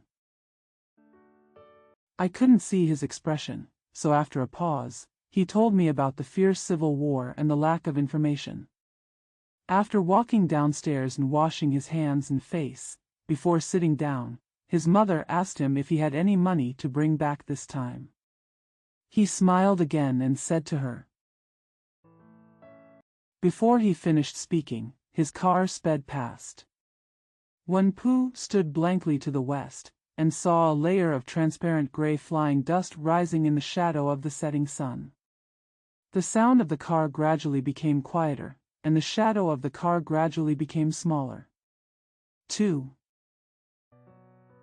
However, the traces of time can finally be seen, the poplars and green bamboos in front of the villas on both sides of the road, the fading grass and the setting sun on the gradually increasing gaps in the city, and the clothing of the few pedestrians walking on the road. It expresses the decline of autumn. Wenpu slowly walked westward, turned a few corners, and saw that the newly built villa-style houses on both sides were gradually becoming rarer, so he wanted to turn around, find the original road, and walk home. During dinner, Wenpu and his mother drank under the foreign lamp. After he poured a few glasses of wine for his mother, she lost her temper again. Wenpu was already a little drunk at this time, and the smile on his face gradually faded, and his face turned a little green. A vein on his forehead swelled out. A few tendons on both sides of the face connected to the temples were twitching there. His mother continued her counting and said. Wenpu just smiled, said nothing, lowered his head, and drank hard. When he saw his mother's glass was empty, he filled it for her. As she drank, she talked even more. When Wenpu was asked by his friend, his face turned a little red. Because he was teaching at XX University this time, the department was attacked by 2 or 3 students who had been bribed. It was as if he had fled to Shanghai. After arriving in Shanghai, he originally wanted to return to Beijing immediately, but unfortunately, the civil war that continued every year broke out along the Jinpu line again. Rape, robbery, arson and murder are all commonplace. Those things where bandits don't look like bandits and soldiers don't look like soldiers. He is vicious by nature and will never let a common man travel safely. Kwang Wenpu, who usually speaks carelessly, if he takes the risk and goes north, he may not be able to avoid being killed by the rebels at this time. The original issue of life and death was seen through Wenpu's eyes. It was not a big deal at all. But for the same death, he hoped to die in the arms of a beautiful woman, or he should die on a bright moonlit night on a sea with gentle waves. They were hacked to death by these Chinese soldiers who were worse than animals. He thought it would be more glorious to be bitten to death by a poisonous snake.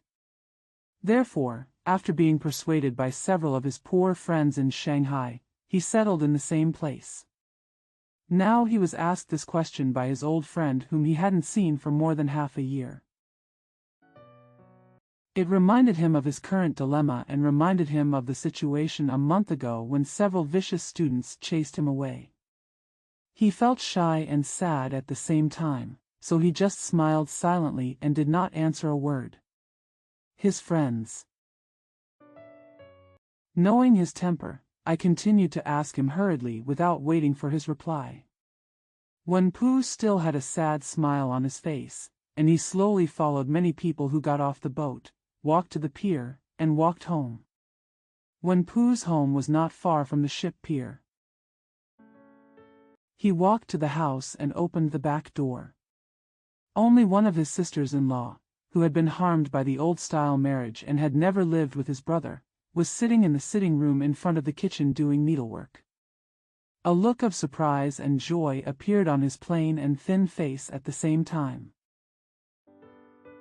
With a withered smile on his face, he asked hastily.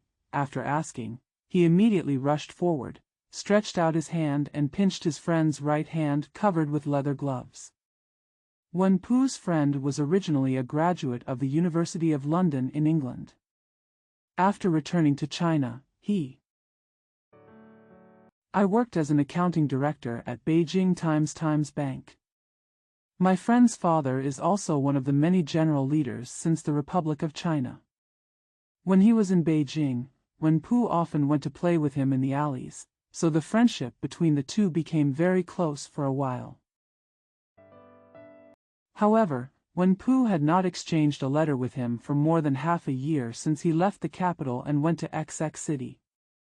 This time we met suddenly, on the way to Sunset, and in Shanghai where people are constantly moving. Logically Wenpu should be very happy. Joy.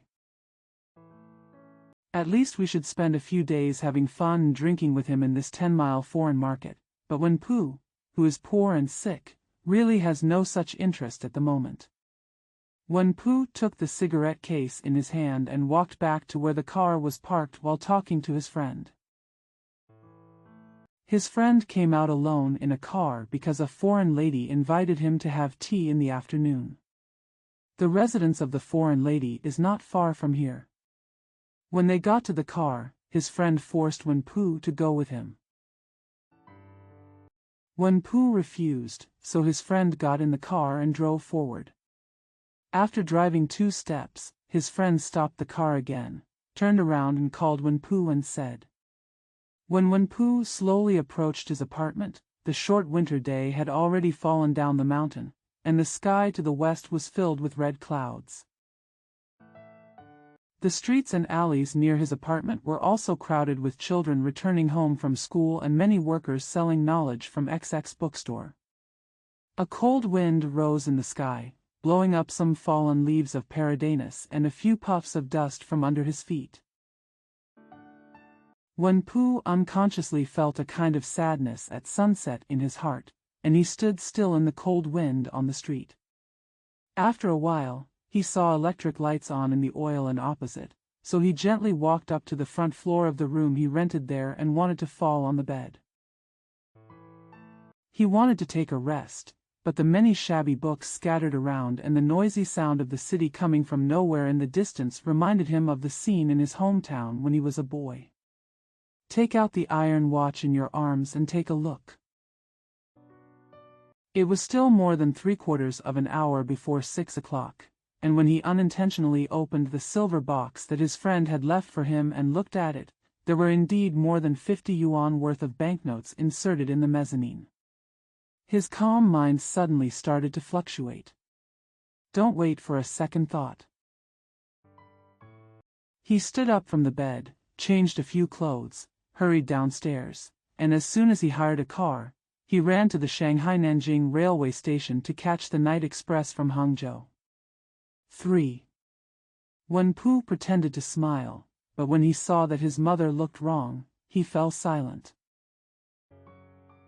Wen-Pu sat there blankly in that bedroom, lost in thought.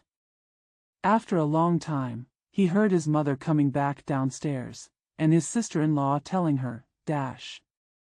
Wen-Pu heard her mention his woman. There was also a sense of sadness in his heart for no reason, as if the person he was arguing with was not his mother, and what she was talking about was not his own affairs. He just felt that there was someone speaking in front of him. What kind of man and what kind of woman are there in the world, and what kind of suffering there is in life and separation? The suffering situation of this man and woman was clearly depicted in his mind for a while, and he suddenly burst into tears. Awakened from his drunken dream by his own crying, he raised his eyes and glanced at his mother. Looking through the bead-like curtain of tears, he saw only many lights reflected in the tears, and a small, wrinkled mother's crooked face. He felt that his old mother had also been fumigated by the wine and was crying there. He stood up from his seat and walked gently to his mother's side. He put one hand on her shoulder and patted her back with the other. With tears in his eyes, he continued to comfort her and said. Wen-Pu listened. Instead, he calmed down, sighed, and woke up from his world of miserable memories. There was his unique sad smile on it, and he called downstairs, Mom. Only then did he realize that the winter day was getting late. The room was getting a little dark. When Wen-Pu heard that his old friend's rebuke did not sound like a reproach, and his condolences did not sound like condolences, the sadder his heart became and the stiffer his mouthpiece felt. He raised a pair of moist eyes and stared at his friend's strong face. He had no choice but to maintain his sad smile and remain silent. His friend opened the car door and asked him to go in and sit with him, but he just shook his head and refused to go in. In the end, his friend had no choice. So I had to park my car on the side of the road, jump out and walk with him for a while, making some nostalgic talk, and gradually led him to talk about his current financial situation. Wen-Pu was reluctant to say anything at first, but after repeated cross-examination by his friends, he finally said, I can't go north for the moment. But I really want to take this opportunity to go back to my hometown in Zhejiang to recuperate, but the financial situation does not allow it. Before his friend could finish listening to this paragraph, he casually took out something from his pants pocket. A cigarette box was presented to him, dash.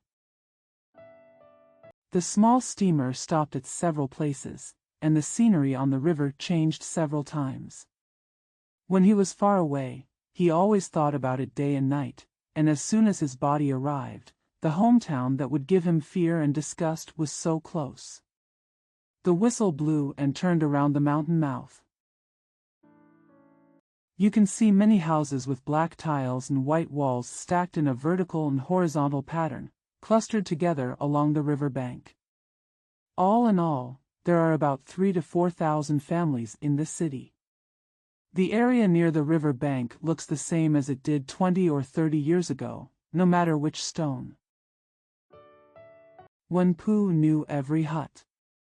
Although it was past noon, there seemed to be a few late-rising families in this small county town, and the smoke from lunch cookers in several places was still lingering in the clear sky.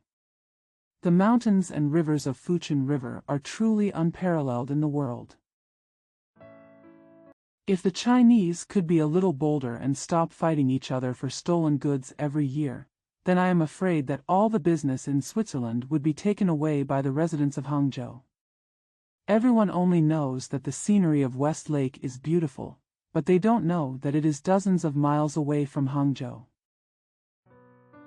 The scenery on the Fujian River going upstream from the Qiantang River is the most beautiful scenery in the world. The reason why Yan Xiling did not become an official was partly because his wife was more beautiful than Yin Lihua, but mostly because of the scenery of the Fujian River. It's enough to make him look down on wealthy gods. When she saw Wenpu, she screamed in surprise. Wenpu just smiled at her, nodded slightly, coughed a few times, and then he started to ask his sister-in-law, "Where is my mother?" During the time of engraving the plate, the night express arrived in Hangzhou, and we got off the hotel in the same way as the engraving.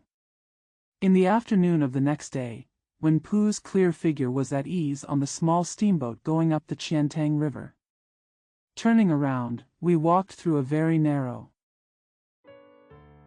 They passed through a path sandwiched between bamboo fences about a foot high on both sides, and when they walked onto a diagonal avenue leading from east to west, a new model car in white color suddenly flew up from far ahead. Wenpu took out a handkerchief to cover his mouth and nose, and turned his body sideways. He stood firmly on the side of the road, hoping that the car would pass by, but to his surprise, the car suddenly stopped 5 or 6 feet away from him. At the same time, he shouted from the car seat, "Oh, Lao Wen, what are you doing here?" Wenpu usually walked. Especially when walking in the fields, like a somnambulist, his eyes are staring at the empty space in front of him, his attention is all introverted, absorbed in the unconnected fantasy. There is nothing particularly impressive in the field of vision. For example, very beautiful natural scenery. An extremely elegant building or a very charming person of the opposite sex could never awaken his fantasy, so this time when he suddenly heard a voice in the car, Wenpu was surprised, interrupting his line of thinking that he had been doing for half a day. Half a day of excitement. After Wenpu drank a few sips of tea and ate some snacks, he felt tired and wanted to go upstairs to sleep. That building was originally his bedroom when he and his woman still lived at home. The marriage was also held in this room. His adult life was wandering outside. His woman stayed in the empty boudoir, serving his mother during the day, and at night she hugged the child alone under the lamp and shed tears. Traces of it can be seen everywhere on the gray and black walls, the collapsed appliances, and the huge wooden bed. You can tell. Wenpu looked at these old utensils used by his wife and a photo of her still hanging there on the wall, and suddenly felt sour in his heart. He sat on the edge of the bed, staring blankly at the afternoon sunshine outside the glass window in front of him, driving away the sleep demon. He felt that he would never see his poor woman again, and this empty room looked as if no one had come in since her death. A layer of cold loneliness and a dull atmosphere pressed heavily on his heart. 4. After arriving in Shanghai, Wenpu, who had been vomiting blood for more than a month and had lost all his courage, was afraid of breaking his back even when he stretched, suddenly entered this situation that was more beautiful than a picture, and felt a little angry coming back to his chest. He leaned against the railing. I looked up at the quiet sky, then looked at the dense creases on the surrounding mountains, and spit out a few mouthfuls of bloody phlegm into the clear river. I felt the same excitement I felt when I came back from abroad at the beginning of the year. Another fit. But this kind of childlike innocence comes back. It was just a temporary phenomenon. When the ship was approaching his hometown, his mood suddenly became depressed again. He thought of his family, surrounded by hundreds of years of tradition, and of his old and nosy mother. Thinking of all the troubles and entanglements of the folks, I shuddered a few times and shook my head to the left and right several times. As he spoke, he opened the box and took out a cigarette. Then he closed the box and handed it to Wenpu. He took out a petroleum firebox from another trouser pocket to light a fire and smoke. Wenpu looked at this silver-gold cigarette case and found it very cute. However, since the day he vomited blood, he didn't smoke very much because he was afraid of coughing, so he played with the box for a while. Without opening the lid to smoke a cigarette, he handed the box back to his friend. His friend smiled at him, blew a puff of smoke into the sky, and said softly to him, "Dash. The autumn water in the river is still blue and clear. The autumn mountains on both sides of the Taiwan Strait are still welcoming people." Some songs of Tsangjiang River. There are just a few clusters of reeds and a few villages dotted there. When you are sitting in the cabin of the ship, you only need to raise your head, and you will be greeted by the red leaves of the Chinese tallow trees on the river bank and the green hills not far from the sky. I do have money, but it's still in the bank. Then you can go and get it. This money is easy to get only from others, but I can't get it myself. You should recognize this cigarette case. It was given to me by Miss Lee. Now that she is married, me staying here will only add to my troubles. Please keep it for me for a few days until we meet next time. You give me back. There are still a few bills in the interlayer of the cigarette box. Please use them first. Pu Jingpu, how many years do I have to live? How many people are 60 years old? You treat me with 100% of your love for your wife. I'm afraid God will bless you to make more money. Pu Jingpu, think about it for yourself. I'm old too. You earn a lot of money outside. How have I ever seen you get any money back? You yourself have to be a parent. If you raise a child, you will be abandoned when the time comes to make money. Are you feeling good or bad? When your father died, you were still like a soft-headed cat. This kind of plot, probably you won't be able to recall what you want to see. Pu Jingpu, your son doesn't need to go to school. I'm hurting you. I'm afraid that when you raise your son in the future, he will endure the same hardships as me. Your woman. Mother. Okay, the rice is cold. You eat. Oh, are you in Shanghai too? When did you leave Beijing? Third uncle, are you back? Third aunt in Beijing, how are you? How is your health lately? Why are you so thin after not seeing her for more than half a year? I see your back is a bit hunched as well. Hey, Lao Wan, where did your energy for drinking 2 or 3 years ago go? What do you think of this box? Why did you come to Shanghai too? I heard that you are an XX. When did you get here? Where do you live now? I went up to the new house to supervise the work. As she agreed, she stood up and went to the kitchen to make tea and snacks. The sitting room where Wenpu was sitting was originally in front of the kitchen. There was only a thin wall with a door, so his sister-in-law could still talk to Wenpu even though she was making tea.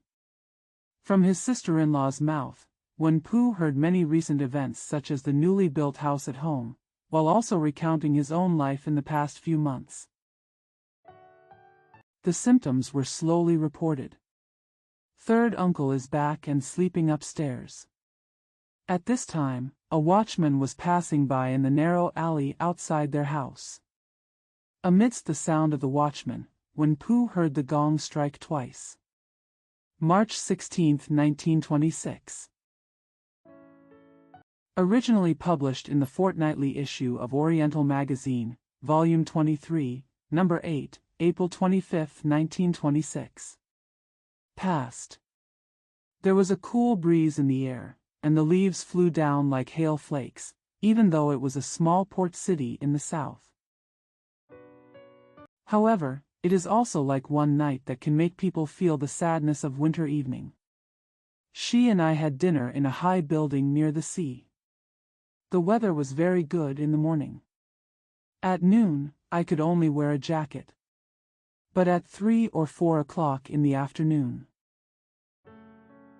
suddenly a few gray stratus clouds flew in from the north, covering the sun, and then the wind started blowing.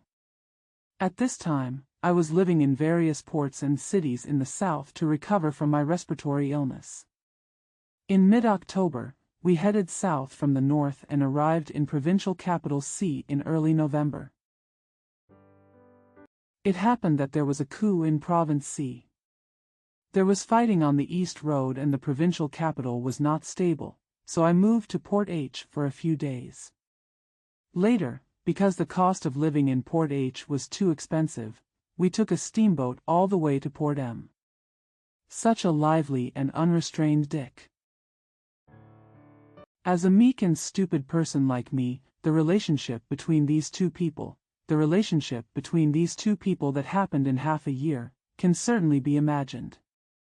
What's more, I was not yet 27 years old at the time, not yet married, and I was still very conceited about my future hopes.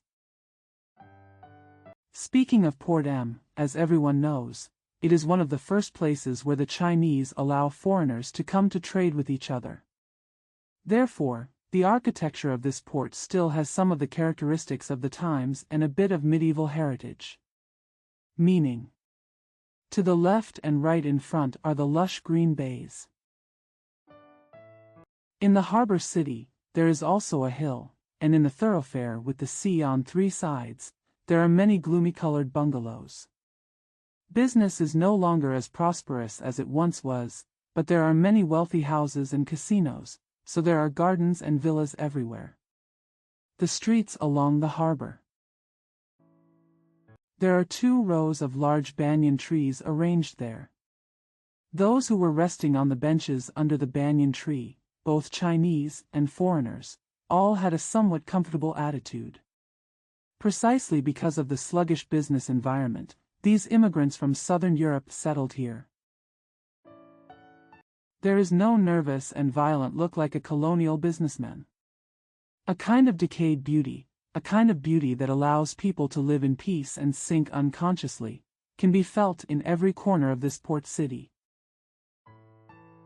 Not long after I arrived in this port, I secretly decided in my heart, I will never move again, and I will live here from now on. Unexpectedly, I couldn't live there for only a few days, but I happened to meet her again. In the middle of speaking, I turned around unknowingly and took a step closer. And he reached out and took her left hand, which was covered with a light leather glove. Speaking of her feet, it's hard not to love them. She is already over 20 years old, and her fat and small feet are still the same as those of a 12 or 13-year-old girl. I also wore stockings for her. Therefore, her pair of plump, tender, white, fleshy feet with very thin toes and thick heels are often the center of my fantasies. From this pair of feet, I can come up with many bizarre dreams. For example, when I was eating, I saw the pink and waxy fragrant rice. It reminds me of her feet. What if this bowl, I thought, what if this bowl contains her tender feet? Then she will feel a strange itching pain if I suck them here like this. Lying down. When she stretched out this pair of fleshy feet for me to suck, she would make many real or fake screams from her 2 very curved lips. Or turn around and maybe hit me hard on the head. When I think about this place, I want to eat one more bowl. I remember one time, she was going out to have lunch with a friend. I was sitting and chatting at their home, and she asked me to go to her sister's room to bring her a pair of newly bought leather shoes to wear for her. This pair of leather shoes. It seemed a little too small, so I pinched her feet and put it on for her for a long time before I put one on. She became so angry that she raised her hands and started beating me on my face, head, and neck, which were lying in front of her belly. When I put on the second one for her, there were already several bruises on her neck from her beatings. When I stood up, smiled at her and asked her, "How are you dressed?" she said, "The tip of my right toe hurts a little." I straightened up and said to her seriously, "Kick a few feet. A wider kick might be better." The liveliness of the second child is reflected in her actions, words, and laughter. All the men who were around 27 or 80-year-old who lived in Mindley at that time, and who had met the second child, there was no one who was not immune to her teasing. After being provoked by this strange encounter, there were some ripples in my heart, which was as calm as a still lake in the mountains. Looking back, it was already 3 years ago. At that time, she was not yet 20 years old and lived in a bungalow opposite to where I was staying in Mindley, Shanghai. In this bungalow, in addition to the 3 or 4 young women from her family, there is also an overseas Chinese family living on the second floor. At that time, I didn't know who was the landlord and who was the tenant, let alone how the sisters maintained their livelihood. Only once. After I got to know their second son, about 2 months later, I was playing cards in their private room, and suddenly a middle-aged gentleman who was very well-dressed came over. They introduced me and said that this man was theirs eldest brother-in-law. The boss saw him coming. Sure enough, she abandoned us and went to talk to him in the wing opposite, so the 4th child sat down to take her place. I heard from them that they are all from Jiangxi, but the hometown of the eldest brother-in-law is Hubei. His union with their eldest sister. It was when he was the bank president in Zhejiang. I slowly walked upstairs and sat down, ordered food and drinks, lit a cigarette, and stared at the electric light, when things in Mindley unfolded before my eyes again. I had just come out of the countryside. Work as an editor in a newspaper. The house in Mindley is the residence of Chen Jun, a friend of the newspaper's general manager. At that time, because I was not familiar with the situation in Shanghai and could not rent another apartment, I stayed at Chen Jun's house. The Chen family lived across from them and often visited each other. Therefore, I accidentally got acquainted with the most lively second among them. While I was thinking about these past events, I had already reached the center of the long street, the door of the busiest department store. In this evening drizzle. This is the only section of the street where the number of pedestrians has not decreased. The lights of the shops on both sides shine brightly, reflecting some lonely feelings. Walk eastward until the end of the street, then turn southward. On your right side stands a large restaurant called Wang Hai.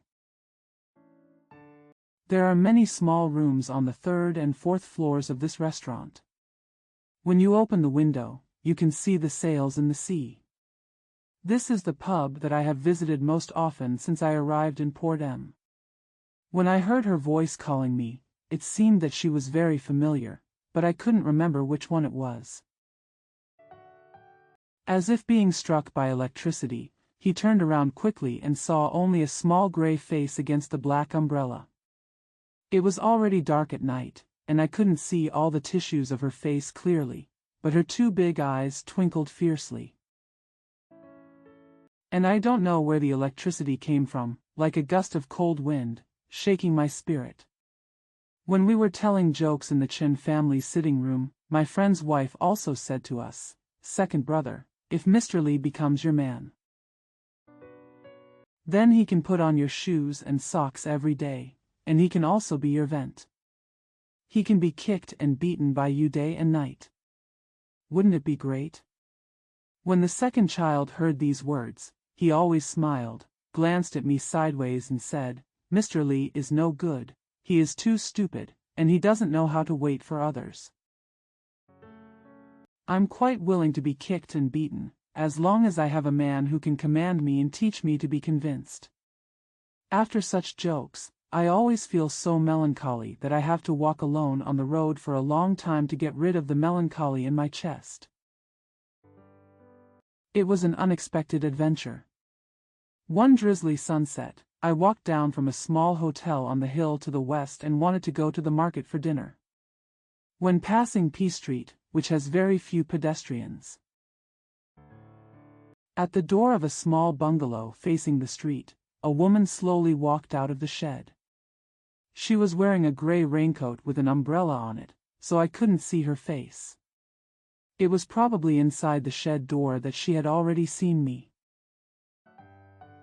Because I didn't bring an umbrella that day, so I walked a few steps ahead of her, and she suddenly asked me, Dash. When I asked her, she couldn't answer for a while. She just pointed her mouth forward. I thought of her weird temper when she was in Shanghai. So I stopped asking and walked slowly forward with her. The two walked side by side in silence for a few minutes, and then she quietly told me. Although her figure is not tall, she can still reach the shoulders of ordinary men if she wears high-soled shoes. She walks almost twice as fast as a Western woman. He speaks without any taboos and is more frank than the daily speech among our male classmates. If there is something funny, she sees it, or hears a joke while talking. No matter whether the person in front of her is a stranger or not, she always shows her two lovely rows of white and thin teeth, bends down and holds her belly, unable to smile, and sometimes she even turns her body sideways and leans against you. Come. The Chen family entertained guests several times. Because I couldn't bear the oppression of her attitude, would always skip the meeting or go to the newspaper office. Therefore, I could not live in Mindley for more than half a year, but the Chen family gave me a nickname, calling me the second child's chicken girl. Because the second child is like a rooster. When something funny happens, she always wants me to be her leaning pillar and jump on her to laugh. And she always makes fun of me in front of everyone. I always like to retell my erratic movements and my wrong words to make me laugh. But it is strange to say that she played with me and despised me like this. Not only did I not hate her at that time, but I also felt honored and happy from time to time. When I was meditating alone, every time I recalled these trivial things, I felt very grateful to her and admired her. Later, when we were playing cards, I had to give her whatever cards she wanted. Their faces are all rectangular. Their eyes are big, their nose bridges are high, and their skin color is very thin and white. In terms of appearance, they are all equally cute. But their personalities are very different. The eldest is kind, the second is lively, the third is gloomy, and the fourth, I can't say anything. Because I didn't pay attention to the fourth child at that time. The four sisters are all very beautiful, and the one who is especially lively and cute is their middle child. Probably because they were born so beautiful, from the second child down, all three of their sisters have reached the age of marriage. And still can't find a suitable spouse. Among the sisters, the second child was my favorite at that time. The eldest brother already has a customer, so of course he should not have any evil thoughts towards her. The third child is a bit gloomy, not like a young girl. The fourth child and I were too far apart in age. She was only 16 at the time, so naturally we couldn't have feelings for each other, so the only person I enthusiastically admired at that time was the second child. I heard someone from the Chen family say, their boss seems to be the younger brother of that bank manager. The bank manager paid for the living expenses of their family of 4 and the tuition of one of their younger brothers. After leaving P Street, there were already a lot of lights on the street, and the number of pedestrians became more numerous, so the two of them didn't have a chance to shake hands or smile. When it was time to say goodbye, she just nodded briefly and ran down a long street to the south.